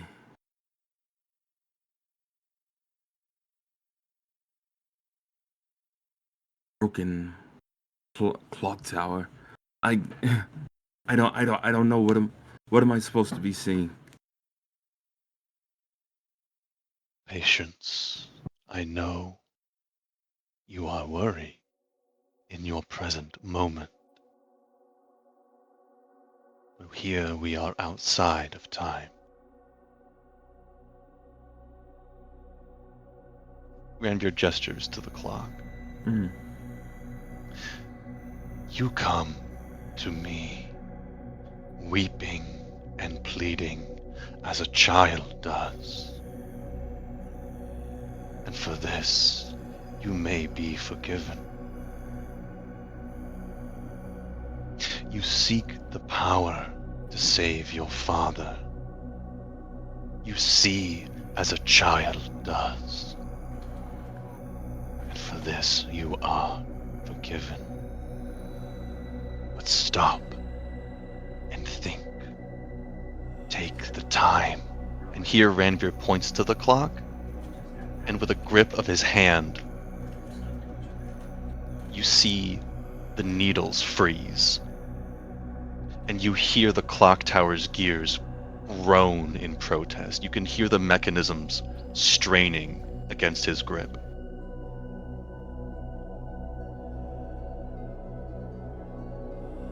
Do you seek the power to save your father? Or do you seek the power to never need to save anyone ever again? Do you seek the power to heal your mother? Or do you seek power to keep sickness from the peoples of your kingdom? Time grants perspective. and present. This is something you lack, so I will entreat you this. Power is lost. It is lonely at the top, my boy. You do not garner the power to stave armies from the borders of your kingdoms. You do not bend the will of time to your command. By making friends and making space. These things require your attention and your time. And as you are not perhaps yet a chronomancer, this is beyond you.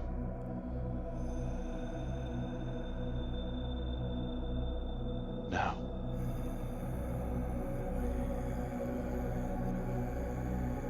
power is lost, and loss can drive a man quite mad.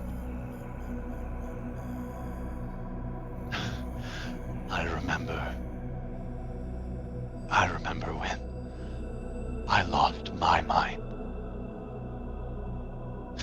There's something so pleasant about that place. Even your emotions have an echo, go, in so much space. But there, all out there, you're without a care. But you can lose touch. But it's not because you don't know enough, my boy. It is because we know too much. But does that make us crazy? Does that make us crazy? Does that make us crazy? Well, possibly. Now tell me, Lucien, what is it you truly ask of me? Do you want power, order, or do you want to get just a little crazy?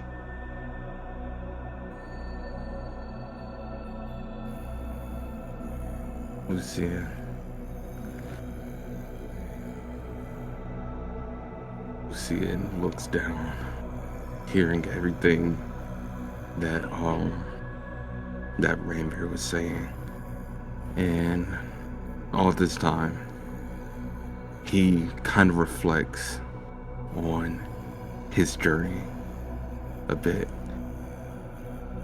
He reflects on how he wanted to be treated like everyone else, how he wanted friends, how he's never had friends, going to a tavern and things of that nature and stuff like that. He almost lost sight of his original objective of why he did this to begin with, of why he let Ranveer in to begin with. He looks up at Ranveer, resolute in his words, and he says, "Let's go crazy."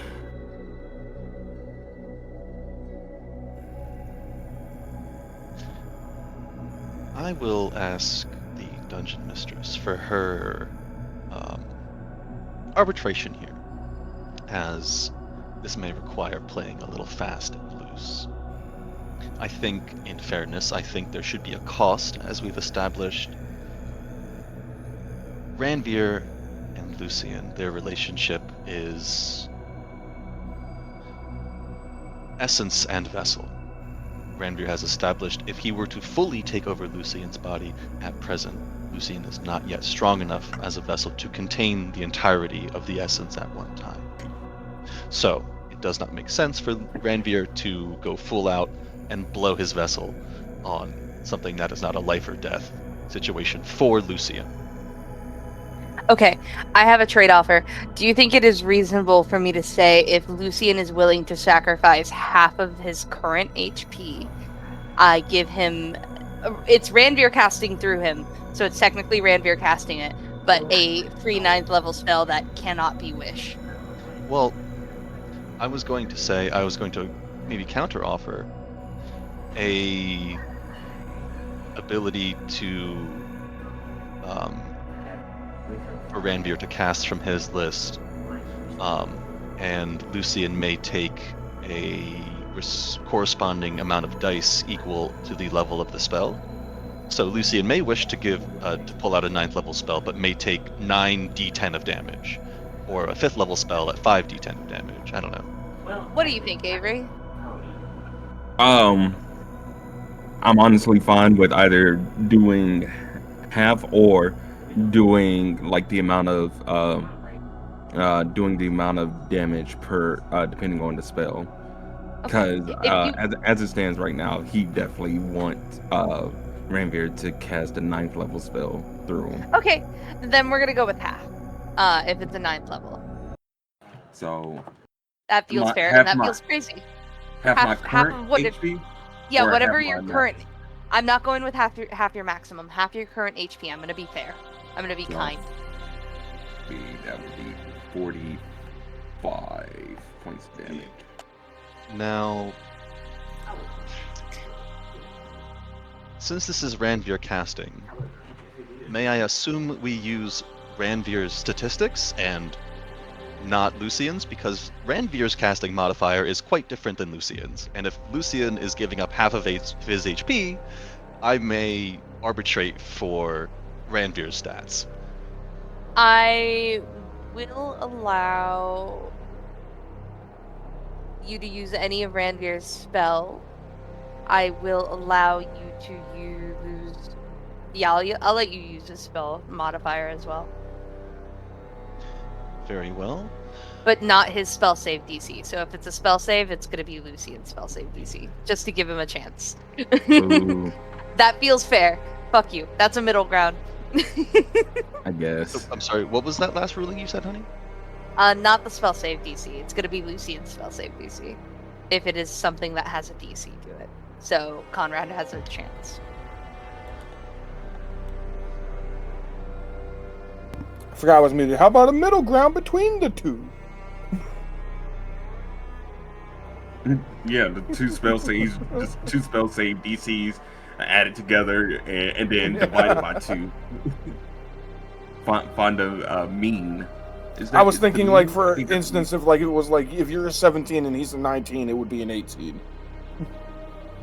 Oh yeah, that's essentially I that's think essentially adding the 2 together and finding the... If memory serves, Ranveer's stats are ridiculous, so it's not a very healthy median.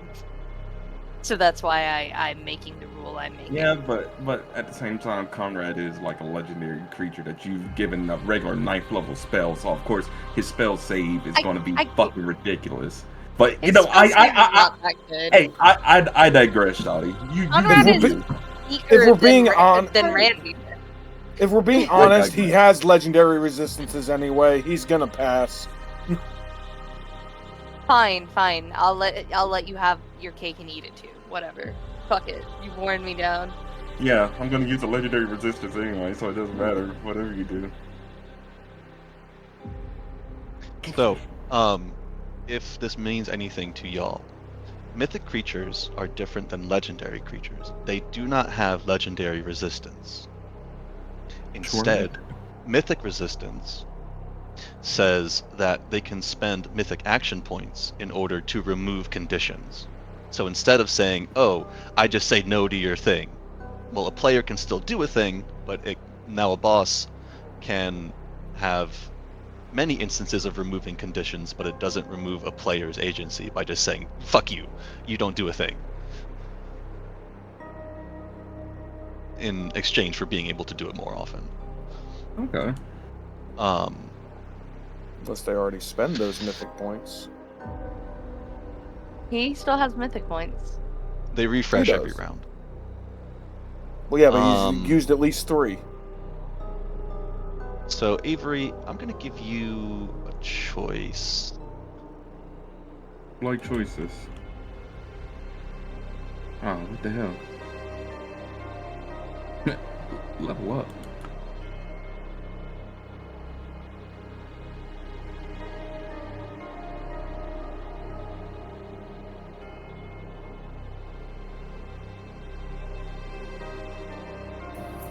I'm gonna grab some water. I'll be right back. All right, baby.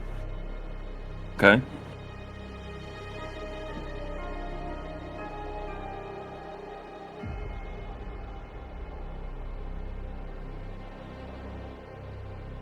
Like how Ranveer just came in here like, hey, hey, stop being a little bitch and man up.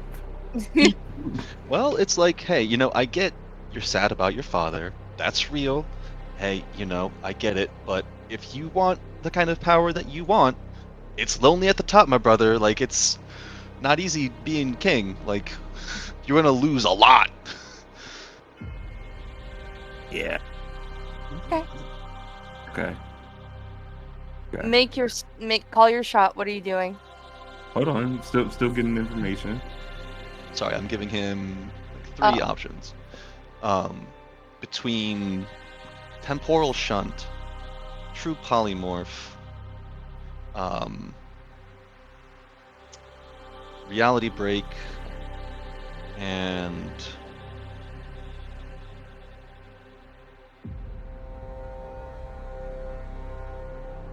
Insane spells.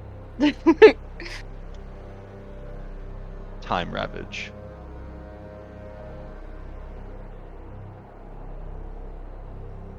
I don't know what most of those do, but I get the feeling legendary resistance is gonna. Oh wait, no, he doesn't have like. Yeah, okay. Correct. No, he doesn't. Obviously, we So- got to go with time ravage. I've once again shot myself in the foot, but it does go to show how powerful Ranveer is. So it helps narratively. It's not going to be fun for Conrad. Yeah, but that also means it won't be fun for Lucian afterwards. Whatever it takes. You can also temporal for Brogan. Temporal shunt essentially displaces a creature in time. It disappears and then reappears at the start of its next turn. So you displace them in time. True polymorph, you get what's on the tin. Reality break has a bunch of different effects, and time ravage does damage and ages a creature to the point where it only has 30 days left before it dies of old age.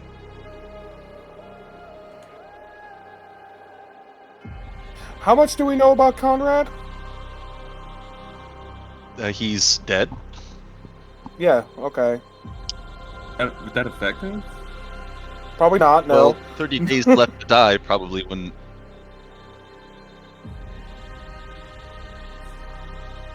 Actually, wait, no. Yeah, that doesn't make sense. Why would I offer that? Yeah, take time ravage off the table because that doesn't make much Gotcha. sense. Yeah, Conrad, he dead.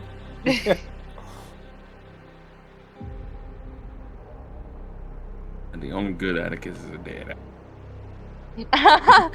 Not even. All the undead ones are assholes. So far, I've had the least pleasant with the undead one, so I agree. The weird seer lady that showed up for a brief moment to tell you a thing and fucked off.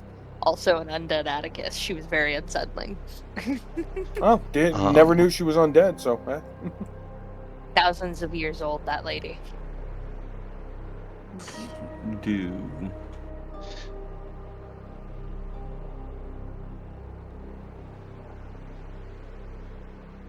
Fuck.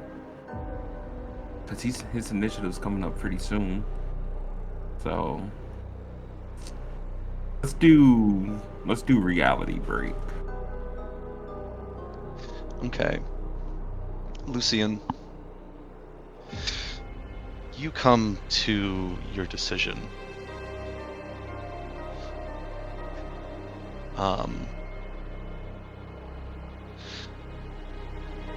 And Ranveer says,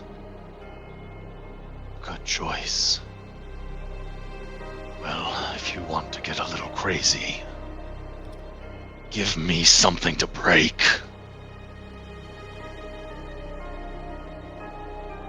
And Lucian, what does it look like as your eyes open?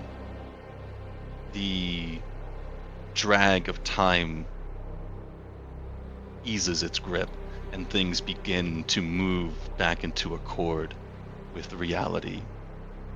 As you are coming back to the present moment, what does it look like as you break reality around Conrad, or break Conrad's reality?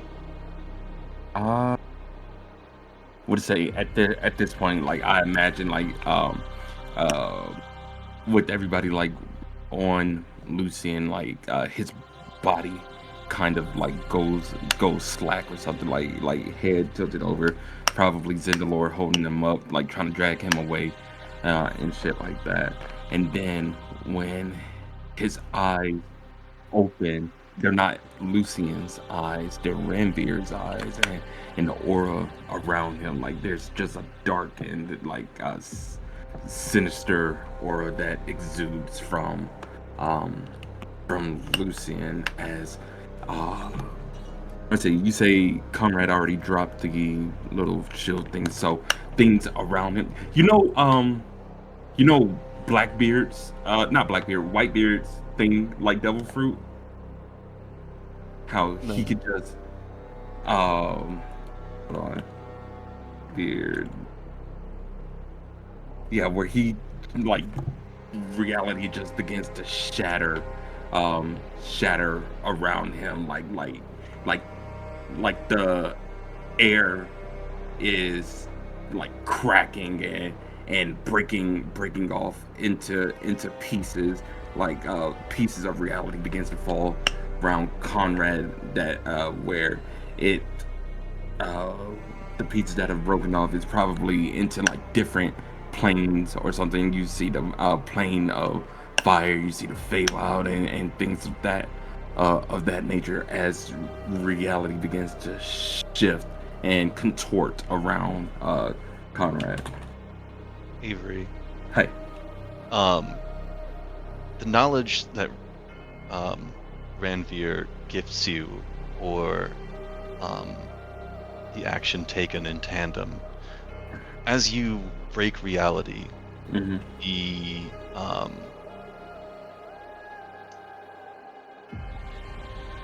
where do I put that?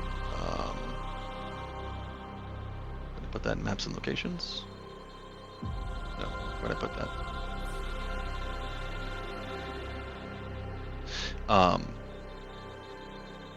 As you impart the verbal component of the spell,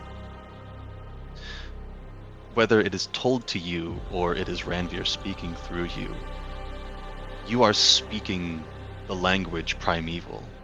You speak the syllables of creation and destruction. What do you say to Conrad?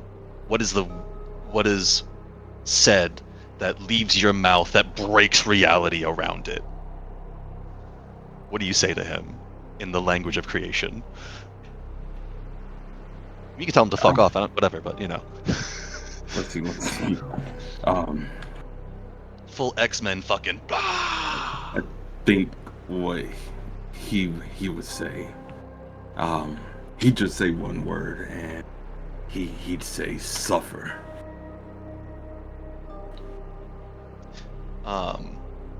With a, does a 17 beat your spell save DC, Lucian? Does beat mine, yes.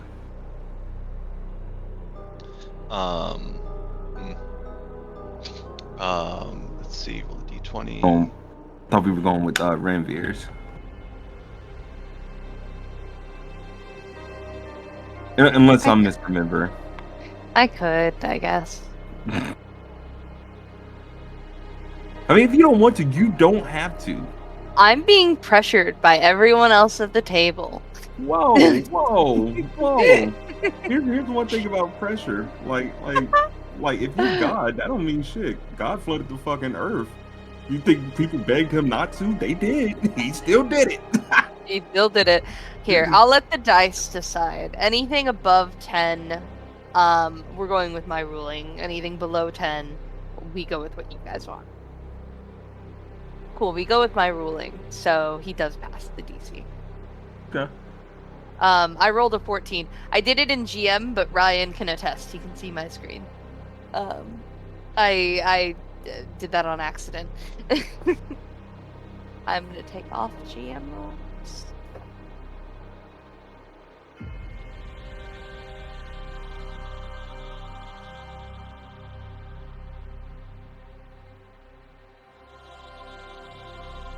You're muted.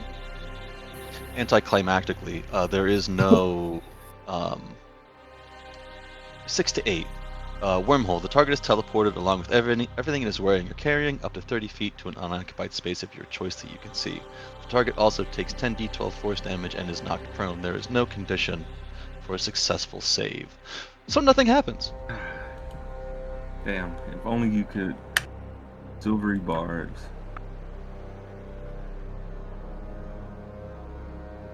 Doesn't Ranveer have silvery barbs?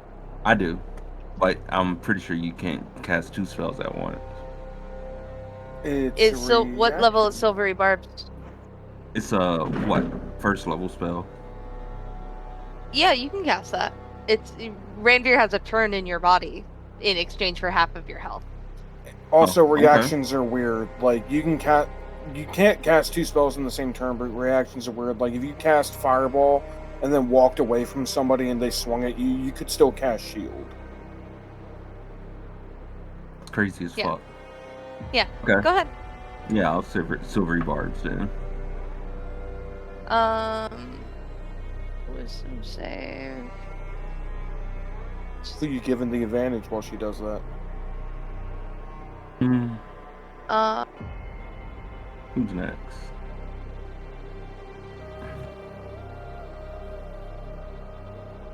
Probably I'll actually give it to you, Brogan, since you're engaged with them. Yes. You know what? You know what I'm gonna do for you? I am going to also That's have better. Zendalor. No. Right. I'm also going to have Zendalor silvery barbs him. Because I think she has that. And he's gonna take that 9 there. So your thing goes through. I hate to be the bearer of bad news, she does not. Well, she should, and I'm ruling that she has it, so fuck you. I'm God. That's weird that she doesn't have it. I feel like I've specifically requested that. That feels like a mind ability. You are very particular, and I make those stat blocks a la carte. Don't. Well, not me. We're adding it. I don't care. She gets to silvery barbs. Fuck that. She's supposed to help you guys in utility. I thought she had that. My bad. But yeah. What do I roll now to see which thing he gets? You don't roll anything. You rolled your wisdom saving throw. Yes, and I failed. I've rolled a table, which is 6 to 8. That's a wormhole. That is listed above. So Lucian picks a choice up to 30 feet to an unoccupied space of your choice that you can see. So from Lucian, anywhere 30 feet. Everything he's carrying also goes with him, right? Yes. Correct. Okay. Including the diamond. Hey! Oh, fuck. I fucked up. I gave my silvery barbs to the wrong person. The advantage to the wrong person. It's all good. Let me see. You said up to 30 feet? Who's next on the turn order? I think Sanguinius. Sanguinius is next. Yeah. Zendalor can also give an Okay. advantage as well. Gotcha. Let's do this then. Who does Zendalor And- give her advantage to? Let's get a little crazy. Right? Zendalor is with you, so if the person controlling her allows it, I would say she'd probably give her any advantages she can to Prince Lucian.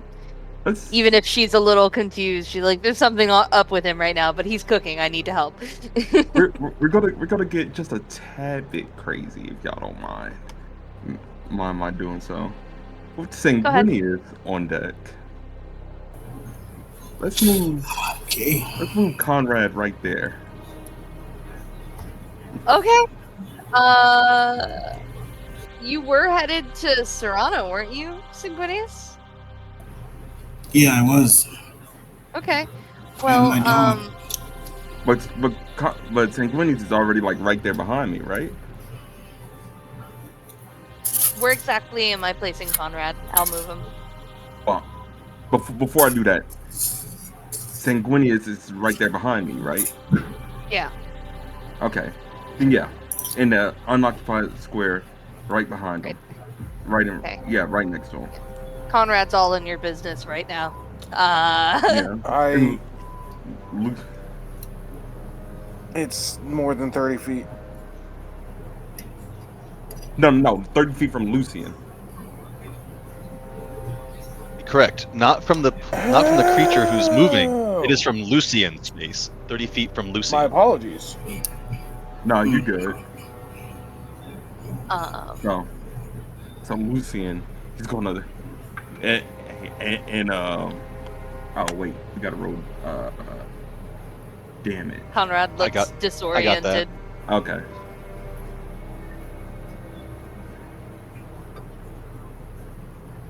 $58 damage as Conrad is sucked into and then dropped out of a wormhole. Oh, fuck. So, like, if you will forgive me taking the image, but like I see Lucian like screaming that, and like the word like rends and twists reality in that, like, when you say suffer, it like gnarls and bends the space and like makes it a void, and like sucks him into it. Hell yeah. And as Conrad moves around, like Lucian's eyes go back to normal as he turns his head, and he just yells, "Cousin!" To, give let Sanguinius know, like, hey, fuck what you were about to do. This is what you're doing now. Sorry. Real quick, if I may, I'm gonna take the reins real quick. Okay. As you put Conrad through this wormhole and he's dropped here in front of you, I presume the damage he takes is like bludgeoning from being squished in that wormhole briefly. Force? Yeah, forced or whatever. That's fine. And I just want to say, like, he comes out and his like porcelain undead skin is like bruised, and he looks very bloody. Like, certain parts of it have burst open. They're like cuts, and it's like it's not new blood. But Adakai members don't decompose the same way regular people do. And that is why their bodies are used as magic items. They don't decay. The blood color sort of gets darker and grosser, but like it doesn't flow the way like live blood does. It's sort of like a viscous oil, a molasses that flows down him. It's gross looking. And he looks pretty damn hurt. I'd say he's at least significantly bloodied. You said bloodied? It's Sanguinius' turn. He's past bloodied. He's significantly bloodied. Sanguinius' turn, and he is knocked prone, by the way, which gives Conrad's on his ass?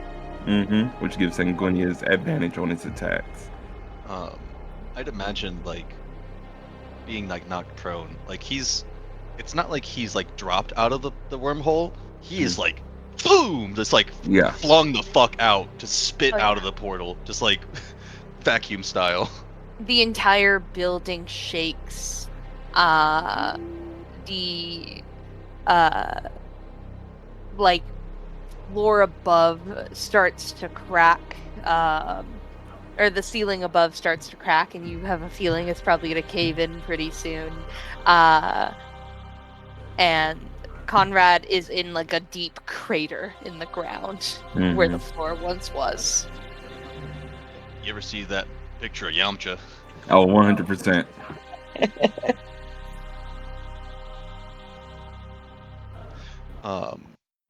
Sanguinius, it is your turn as Prince Lucian rallies you to action as your eyes scan for Sarana and your pupper.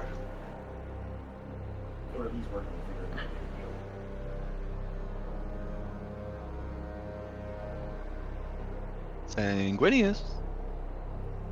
God damn it, I was muted. My bad. Can you hear me? Yeah. Sir. Yeah, we can hear you now.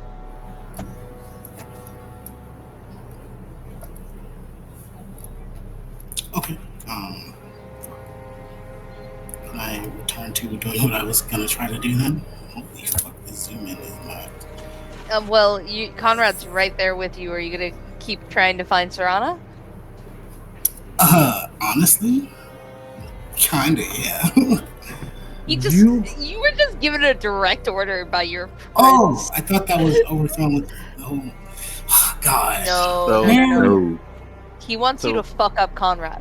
Yeah, he just teleported Conrad in and like looks to you and is like Legolas, bring him down. All right. Belt to ass, Dickard. Get it together. Not to take away your player economy. By all means, please do whatever you want to do. Just know there will be consequences. Yeah, if you go after pussy right now, of all times, there will be consequences. You're already on your cousin's shit list. Do you want to go further down that line? Hey, do what you want to do, man. Okay, let's get to it. Ain't nothing to it but to do it, baby.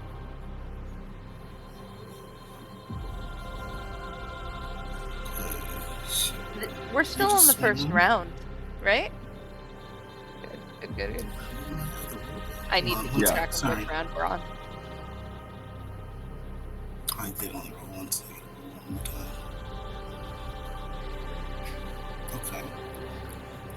And you do have advantage on these strikes, by the way. And advantage, damn. Okay. Well, both strikes hit with this lower end number. So, why is it doing this? Is it 24 and a 25 hit? He's still shielded, no. No. Really? Bro, he has shield? Fuck, I forgot. He's a wizard. Your wizard He's a wizard with a high AC to begin with. Does a 27 hit? 27 just hits. That's a meat beats. Barely, okay. Hey, nigga, I swear to God, if you don't pump no fucking smite into this, I will kill you. Nigga, a dagger? I will fucking destroy you, dog. Smite, brother. Hold up, I'm using smite. A dagger? Using a dagger? Not your lightning javelin? I extended the lightning from it earlier.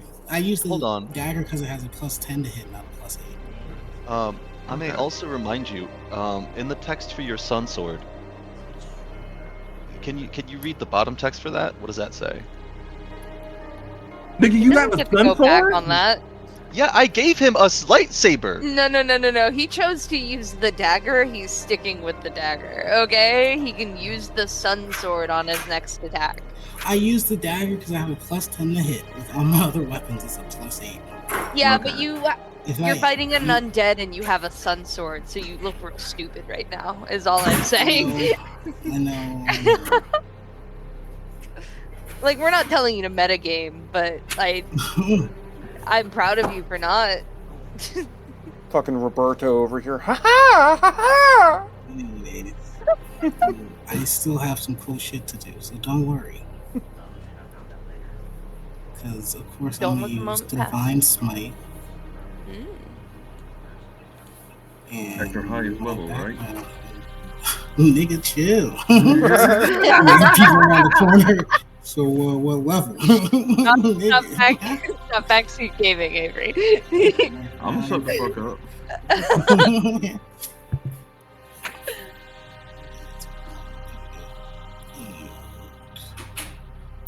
fuck up. You do have to break down which damage types are which for me. Oh, right, I still have to roll damage. So yes.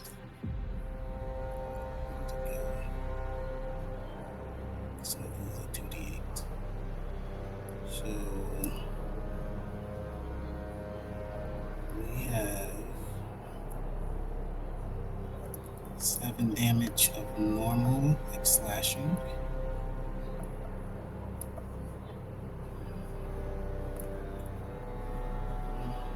Man, that's some bullshit. And 18 of radiant. So if he's vulnerable to radiant, that does double damage, right? Yes. So that's 36. Yep. Cool.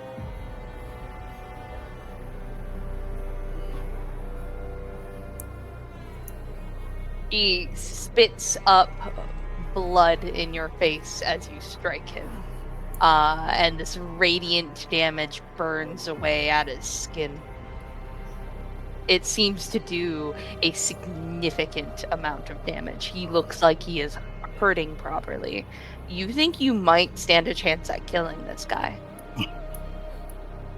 It makes your balls feel big for a second, I won't lie. You just did a lot of damage. Like the you don't feel like the blade did really much of anything, but when that radiant hit, like you felt like that blade did fuck all, but like when that radiant hit, ooh, it started burning. He made like a pained noise, like he's trying to choke down how in pain he is from it. Because he's still like a prideful dragon. It was a dagger, but even if he wasn't fucking resistant to it, that would do fuck all. Hey, Dickard. Yeah. Doesn't that dagger also have some other stuff attached to it? Ooh. Yeah, it has some poison stuff, but I thought it was only if I chose to do that. Isn't that a vampiric dagger?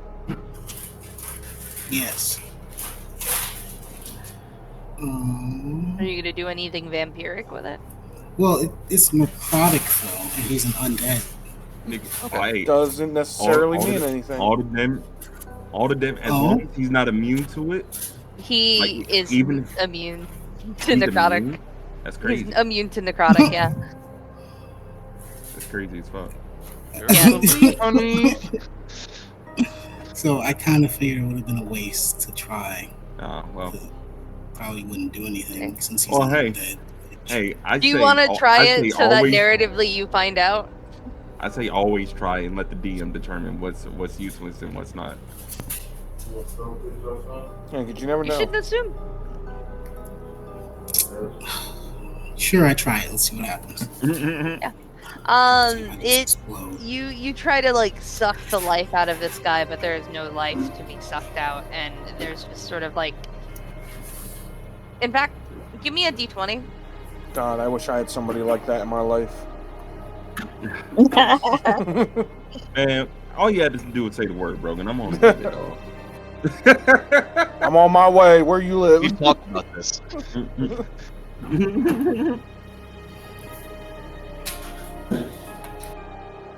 He rolled an 11. Okay. Dickard, what amount of damage would it have taken from him? Like, is it something you roll for?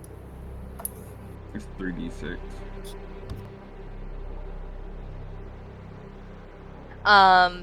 Roll that 3d6 for me, Dickard. Wait, you're gonna penalize him for trying something that you told him for free? That's fucked up. No. I'm not gonna have him take hit points or anything, but I am going to have him gift half of those hit points back to Conrad by doing necrotic damage, because I think that's kind of funny. You know, I don't think that's that funny. You know, You guys are whooping his ass. Please, I need this. We need this. Well, there's a dragon on the way. We need to whoop his ass so we can get the fuck out of here. Okay, 1d10. Roll me a d10, Dickard. Unmute yourself, Dickard. I got a 3. A 3? Interesting. That's So that undoes 300. your dagger damage from earlier. Wait, What'd why? you say? He's healing from it. Yeah, I thought You you said... use the vampiric effect and he gains just a little bit from it. Not nearly as much as he should, given the amount it's supposed to do, but it just gives him a little kickback. He did 7 points on a dagger. Yeah, I know. He has resistance to piercing or slashing. Okay, okay. Yeah. Nah, I guess I heard differently.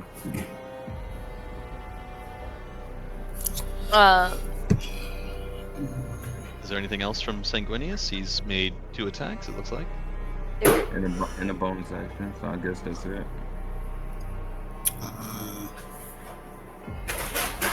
Yeah, that's it. Man, so much for the Action Surge Club. I was going to, but Wait, do you have action? No, I don't think you do. I do. I'm a fighter. I was Oh, gonna say, I'm pretty sure like every melee person in this Oh. party had Action Surge. you get...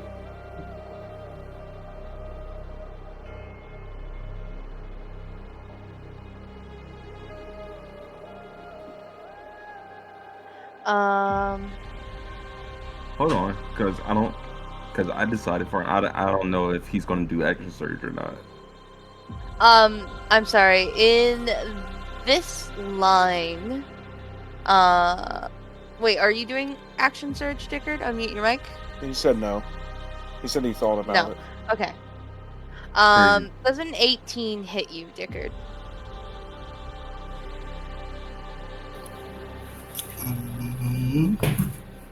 Let me see if I have shield. I do. I cast shield, and it misses.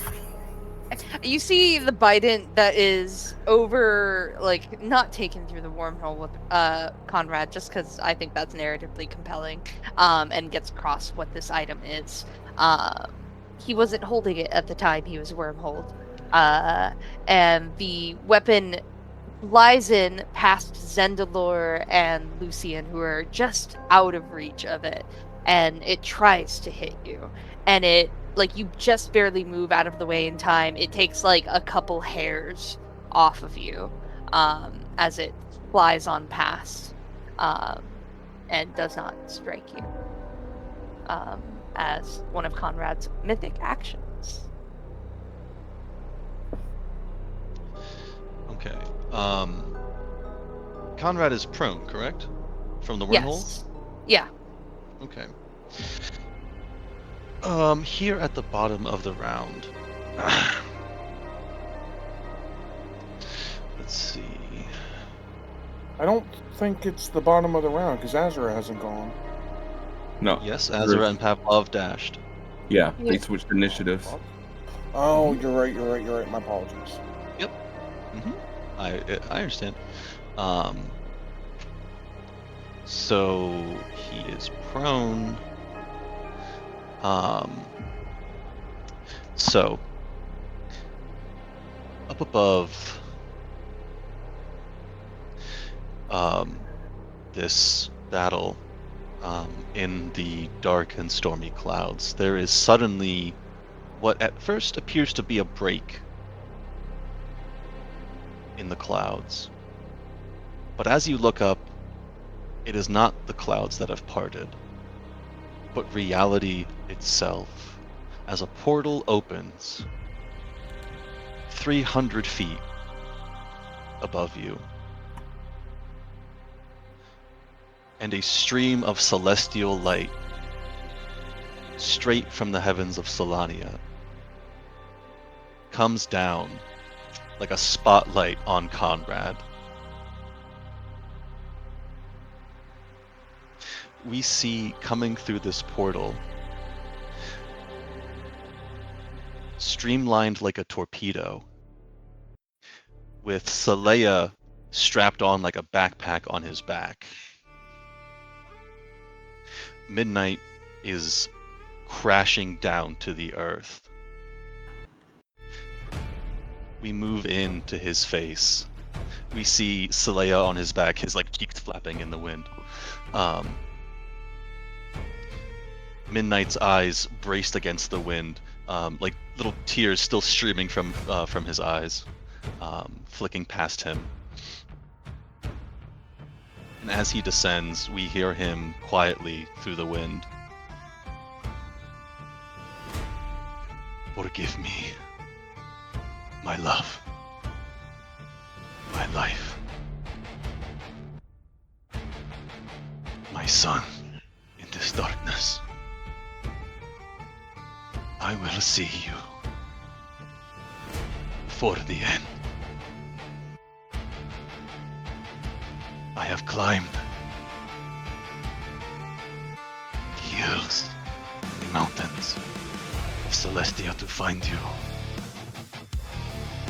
My work is not yet done. I may yet be worthy to meet you there, in that bright place in the sun.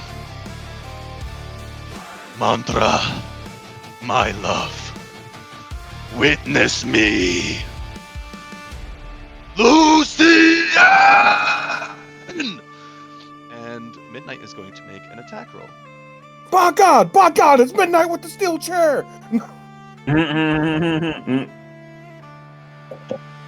27 or higher.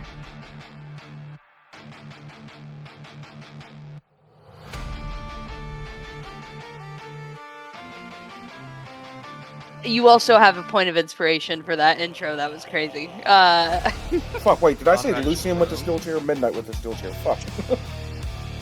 Conrad is prone. That first hit is with advantage, 27 matches. I would like to, at the start of my turn, as Midnight is descending, we see the hand wraps around his arms begin to unfurl, streamers trailing in the wind. And he looks like a comet descending from the heavens, with these streamers of red beginning to unfurl and lengthen behind him. Per the hand wraps of hardship, I would like to use my Martyr's Strike. At the start of my turn, I will choose to suffer up to 3 hit dice of damage. That is 3d8s. I take 12 damage. 7, 8, 9, 10, 11, 12. I will gain a +3 to my unarmed strikes and my damage rolls. My hit is for 3d10. That's 21. +3 is 24 points of force damage. Per Midnight's slow fall ability, I can descend the 300 feet without taking damage. I would like to crash down from the heavens as a comet of rage onto Conrad in the crater in the floor, and just like through the top beam of the tavern, Midnight just crashes through and just boom, like a nuclear missile, just strikes down on Conrad. 3-point landing, of course. Nice. Of course, 3-point landing. Obviously, the crater is actually like 2 feet deeper than it was a second ago. It was only a foot deep before. So this does more damage than a 9th level spell did to Conrad. Not actually, but in this like moment, just like the gravity of that was that forceful. Do I add any damage, any falling damage to that? I don't take falling damage, but... Yeah. But Conrad will. I presume, right? So that's 29 d6. If you're landing on him, yeah. Please roll me 29 d6. Are you sure? I'm gonna half it because it's you landing on him, I think. But yes, okay. Roll 29 d6. I'm already picturing like the anime, like you get hit super hard in the stomach and just blood squirts out like Pah!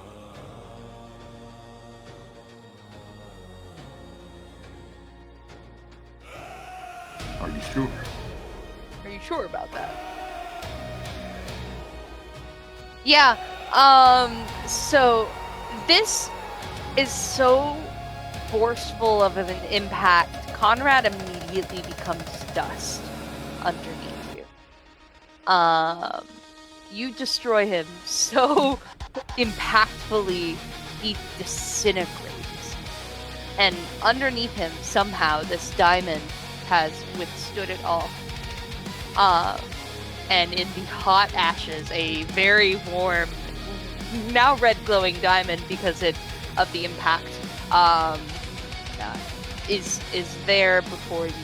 Also, there's a hole above you in the ceiling, which is now sort of come in, and you can see on the floor above, like the bed sort of like misshapen of room above, and Belladonna on a bed, sitting up and taking her night mask off and looking very confused. She slept through all of that.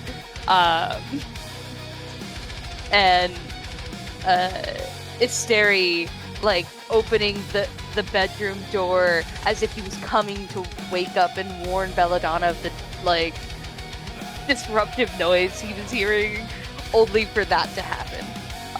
The second they're finally catching up with everything.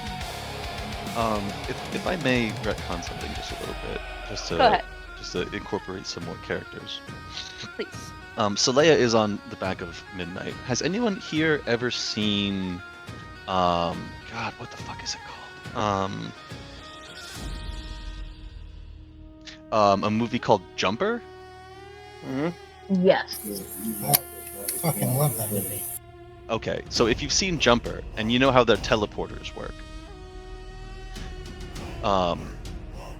there's a scene in Jumpers where a teleporter essentially makes a series of very short-range jumps in order to, like, increase their speed super significantly and, like, super punch somebody. So, Brogan, as Midnight is descending,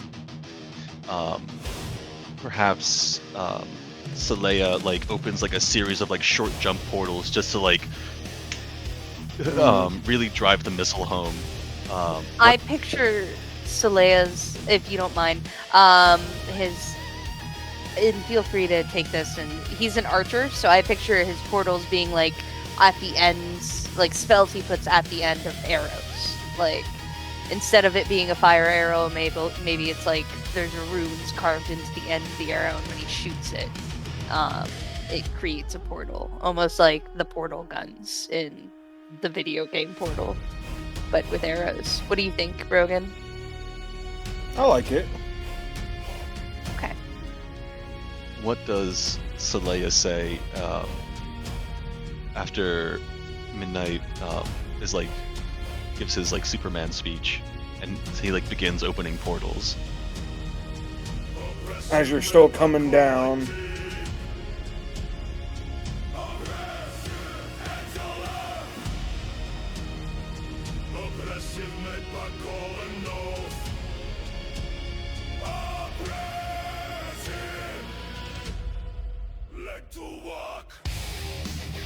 Fucking entertaining.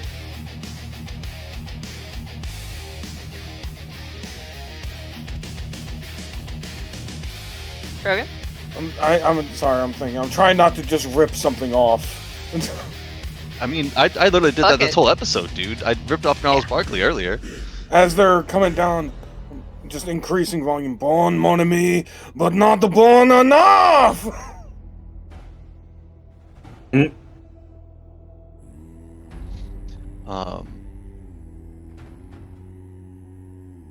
Midnight, in the wake of this punch, he begins to slowly stand, his fist smoking, the trails of ribbons seemingly beginning to recede as you can see blood beginning to drip from his bandages, the cost extracted. As the ashes of Conrad float all around him, Midnight unstraps the ranger from his back, depositing Saleya. As I know Rangers can, but it's a matter of if they do. Probably. Cure wounds on Midnight. But you have, you also have Belladonna now, who's just woken up from her nap. Yeah, that's more for the thematic for like the pat on the back, like good job, mon ami, healing hand.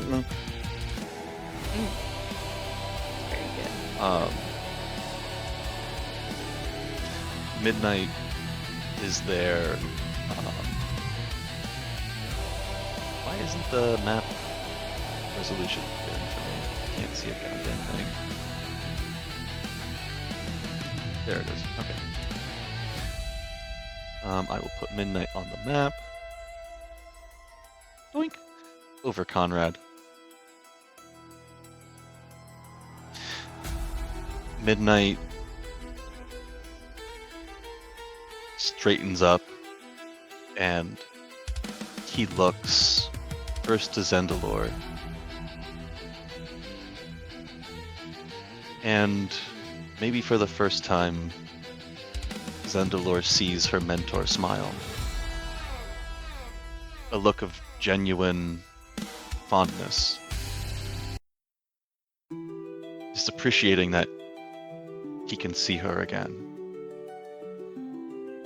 And he looks to Lucian and he says, "My prince, I have traveled far and long to be here. I have given much,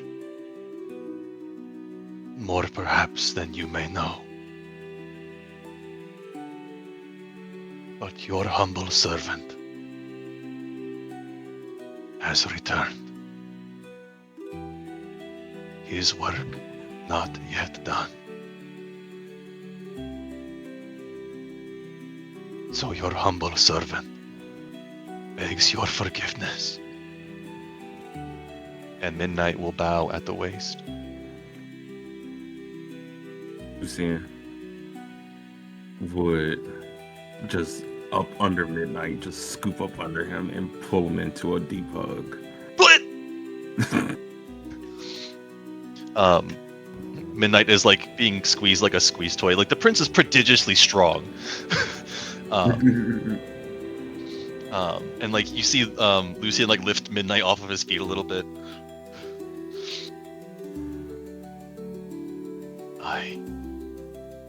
I'm sorry. I failed you, my prince. I could not keep you from harm. I'm just glad that you're okay.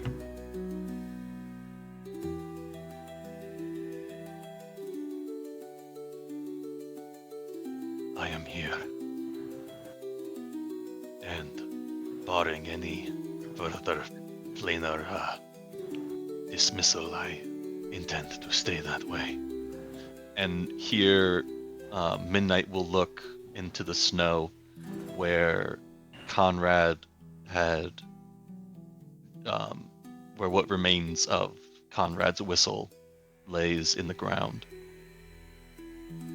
and he'll look up to the snow and say, Conrad was inside, honey. So. Well, yeah, he blew the whistle outside, right? Yes. Okay. Well, looking down to the whistle anyway, and maybe through the hole in the ceiling that he made, looks through the hole in the ceiling and says, "If my guess is correct, our work here is not yet done." And as if on cue, Brogan's had you. his hand up for like a solid 2 minutes. Sorry, Brogan. All right, go ahead. I'm patient. I was just gonna say, like looking outside, you would see Daxon currently pulling away the King's party, going, "Oh, hey, that's all real fucking sweet, but we need to fucking leave." Yes, the king is dying. Yes. The king's already dead. You need to revivify him quickly. You have the diamond. You have the diamond, and anyone outside, please give me a perception check. With advantage. Just for SA, there is still 24 seconds left on the clock. Cool. Perception. With advantage, 22. Cool. You see in the distance. I don't know if you can see on the map. I placed it there because this is like the closest. It's not actually this close, probably, but I needed to be able to put it on the map. So, the dragon is placed there. There's a token for it, so you can see how big it is. Right here at the bottom, to the left. Big Dragon is here, and is going to be placing Conrad in the order of initiative. For future contacts. I'm not going to re-roll. I'm just going to... Right there.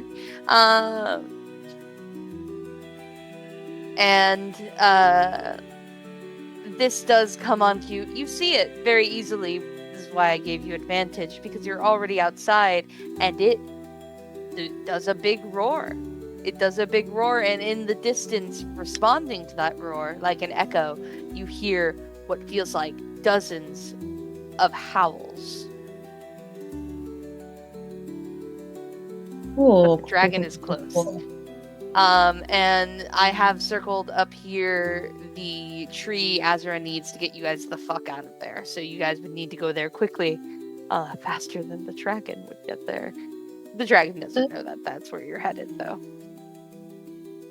How long does it take to revivify someone? Let's see. I think it's a minute to cast. It is 9:30. Do we want to stop? I have to. I was just about to see. I have to go. Yeah. I think this is where we end it. Ryan, can you please mark whose turn we're on?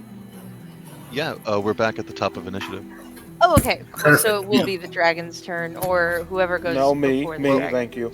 Well, so Sorry, my bad. just if I'm assuming since after Midnight made that attack, I had several attacks left, but I mean, it would have taken us out of initiative, I guess, if Red is gone. No, you were never out of initiative. It can still be your turn if you have not used up your entire turn. Okay. So just make sure you write down what you have used and what you have. All right, guys, I got to bail. I love you all very much. Peace. Take Love it you, easy, dude. man. Cool. See you next week. Yeah. Bye. Same here. Y'all have a great night. And thanks for the Love you. session. Fine. Have a good day. Hey, Congrats on killing Conrad. No, we didn't. Don't lie to us. For the first time, you killed Conrad. We defeated There will be other Conrad. times. You won the battle, but not the war. Oh man, love the fucking Midnight coming in. Oh, thank you. Landing so hard, you turn that man into dust. You have a very good ability to, like, keep your tempo with your words with the musical cues, which works out really well. You gotta use them. I appreciate your music, man. That was awesome. I try. It's always good when I have pre-knowledge because I can look at stuff beforehand. But also, there's certain things like I've already had different tracks for Midnight and Celestia, so I had things on standby when she's like, "Oh, like let me get something more peaceful." I'm like, oh, "Okay, I know what you're going for. I got you."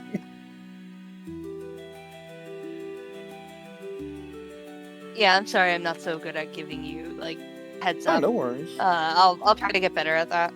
I'm not used to having a DJ yet. Mm-hmm. It only really comes into play on like big, like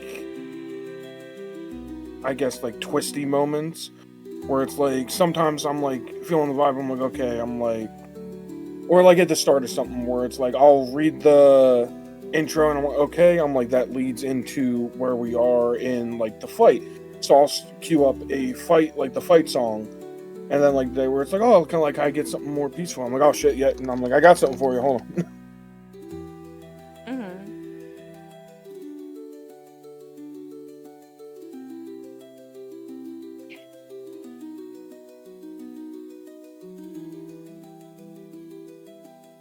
I was happy to reuse the epic music I used for Rothar and Conrad last week for Midnight's intro.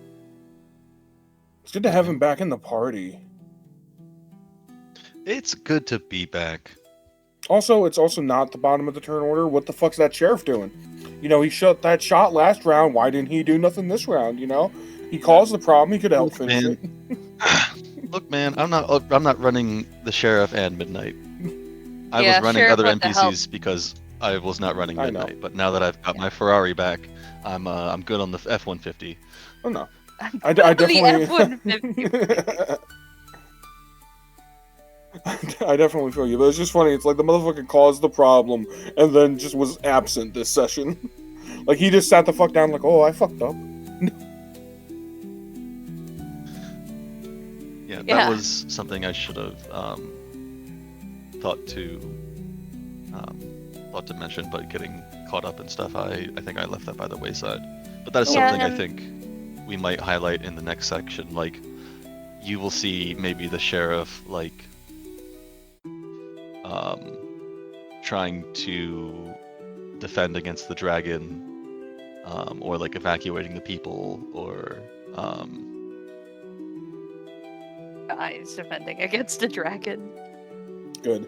Fuck that guy. He's gonna die defending against a dragon, is what I said, honey. I mean, a dragon flies, and he's a ranged fighter. I mean, until fucking Avery pulled out that reality break spell or whatever, that temporal shunted or whatever, the wormhole that moved Comrade, I'm like, yeah, I'm gonna die here. I'm like, no way. I'm like, he's gonna use some mythic actions, he's gonna bring me down, he's gonna figure a death me, and I'm cooked. I'm like, he has enough mythic actions. Too far off. Yeah. I'm like, I know how this is gonna go. I'm like, I made my choice. I'm like, he's gonna try and hold off the enemy so that others can get away, not expecting that we were actually gonna defeat this guy. That's definitely something that Daxon can say to Lucian, like, hey man, if it wasn't for you, I might have been cooked there. Like, oh yeah, I appreciate what you did. You know, how did you do that? And like pull that thread, like, oh, how did you do that, Lucian? That was so cool. What's your secret? Please. Oh yeah. Someone else, please.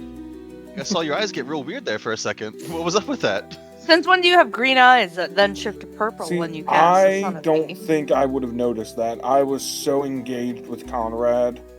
Like, that was, like, back to me. Like, my back's to Lucian. I don't think I noticed, like, any of that. Like, I would have noticed the cracks in reality start happening. And then fucking Conrad, like, just disappear. If no one else asks the question, speaking the Zendalor language will. primeval, like... Yeah. Zendalor was right there with him, trying to restrain him just prior, so if no one else starts questioning him, she's gonna. So, one way or another, he's got some answering to do. I am the kind of character that questions and, like, pushes back against Lucian. Me and Avery have talked about this, where he's like, yeah, like, it's good to have somebody push back. Ooh, I could have her confide in you and have you like help with an intervention. Oh god. Oh. I mean, it may have eluded Zendalor's notice by whatever circumstance, but like, I think I had said that like Ranveer is buried in Lucien's consciousness. Yes. And is not something that is like at the front or present in his consciousness. So this may be the first time Zendalor may be able to see Ranveer. Mm-hmm. Like, hey, that wasn't you. For like a couple seconds there, homie, that wasn't you. What the fuck was that? Who the hell was that? That wasn't your mind. It was really hard for me to look. It's like looking into the sun, so I don't know who it was. But who the hell was that? Yeah, I like that. I'll do that. Yeah. Concerned friend.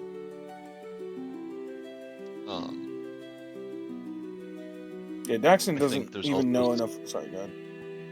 No, go ahead, man. I was just gonna say, Daxon doesn't even really know enough about arcane magic to really understand what he would have even done, even if he did see it. Especially not the fact that he might. Well, now that's a good correlation. Like having someone else in your subconscious, I feel like Daxon might recognize something like that. So, this is your first time with another entity inside of your consciousness. I've been there, kid. Let me tell you a thing or two. Let's wrap. Oh, me and Old Echo, we go way back.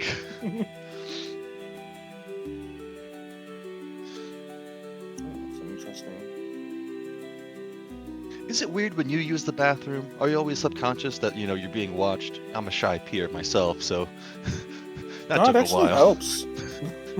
Just I like an audience. Jesus.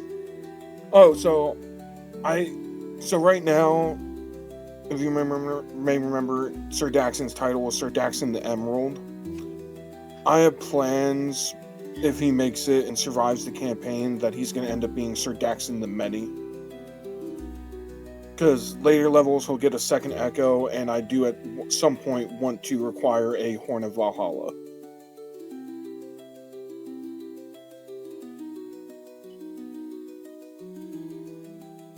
That's Can your you wish list please item. put that? Please put your wish list items in like a written format for me. I will. I have some joke ones, some more serious ones. Feel free to include notes on why you want them, or which ones you want most. Like rank them somehow to give me like an idea of your priority.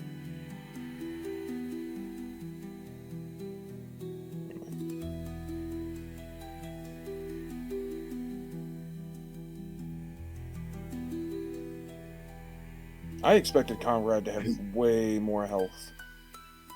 Hey, you could try and get to his tower and raid it now that he's dead.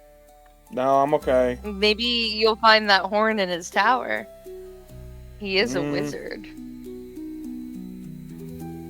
You know what? Probably. I don't need it that bad. You don't want to go in his tower, in his creepy tower?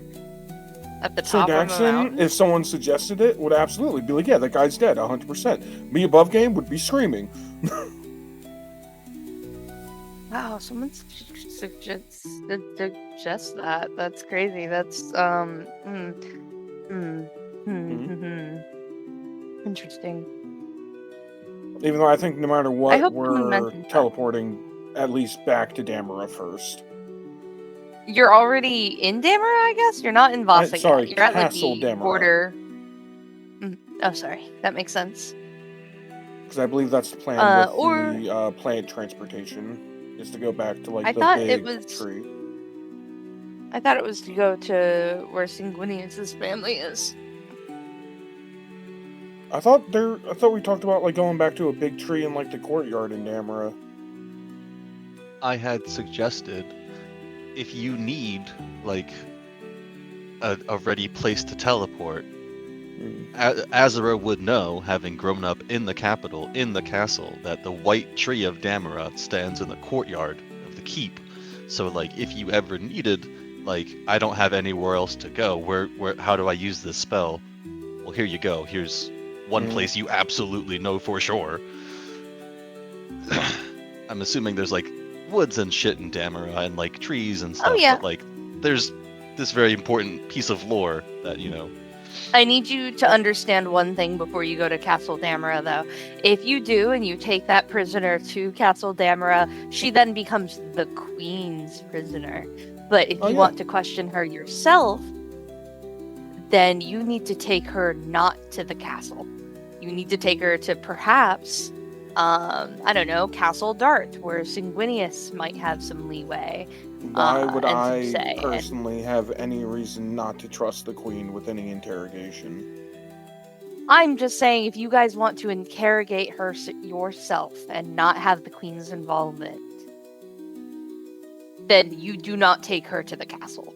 The Queen will do this shit herself if she finds out someone tries to kill my son and it is alive and brought as a prisoner. That prisoner is now completely taken out of your guys' hands. Most likely. That's up to other players. As someone new to the group, like, I would have no knowledge enough about her. It's just like, yeah, like, you capture a prisoner, you bring them back, like, you give them to the higher authorities. That makes total sense. Some people don't like to hand off, like, it's sort of like branches of government not wanting to hand off prisoners to different If I was representing Cormyr as a Cormyrian knight and captured this prisoner for Cormyr, I would not hand her over. But capturing as a Damaran knight, I'm 100% going to hand it over to the Queen unless the prince or the king says otherwise. Like, also, I want to say... I just need to remember to warn him. Go ahead. Yeah. I want to say, when Conrad pulled out that diamond, I thought you were going to do the fucking badass, big bad evil guy shit. Bring him back to life. Like, I did that because I want to kill you again. I was going to. Initially. But I was like, okay, well, he's gonna do this to try and get you to acquiesce. Like, here, I'm prepared. Go ahead. I'm so disappointed with my rolls today, though. Like, I knew I wasn't going to get him in a grapple. Oh, wait, no. Well, that was when I thought he had legendary resistances. But even that mythic resistance would just end the grapple condition, so I would have to do it again. But burning those... Well, no, because if he has mythic resistances, then he could use any number of rounds up to the amount he has. So it's not limited like the legendary resistances. So you can still grapple him, but... It's just every turn make him expend, right? So you make him expend mythic action points. However, then when it comes to his other mythic actions, right, he doesn't have points available to do the big ticket items that cost many points. You're still annoying him, at least. That was the plan. What do you think about what do you think about mythic versus legendary resistance? I like it. Like, it's very similar to how the Fiendish Forge supplement has it as well. I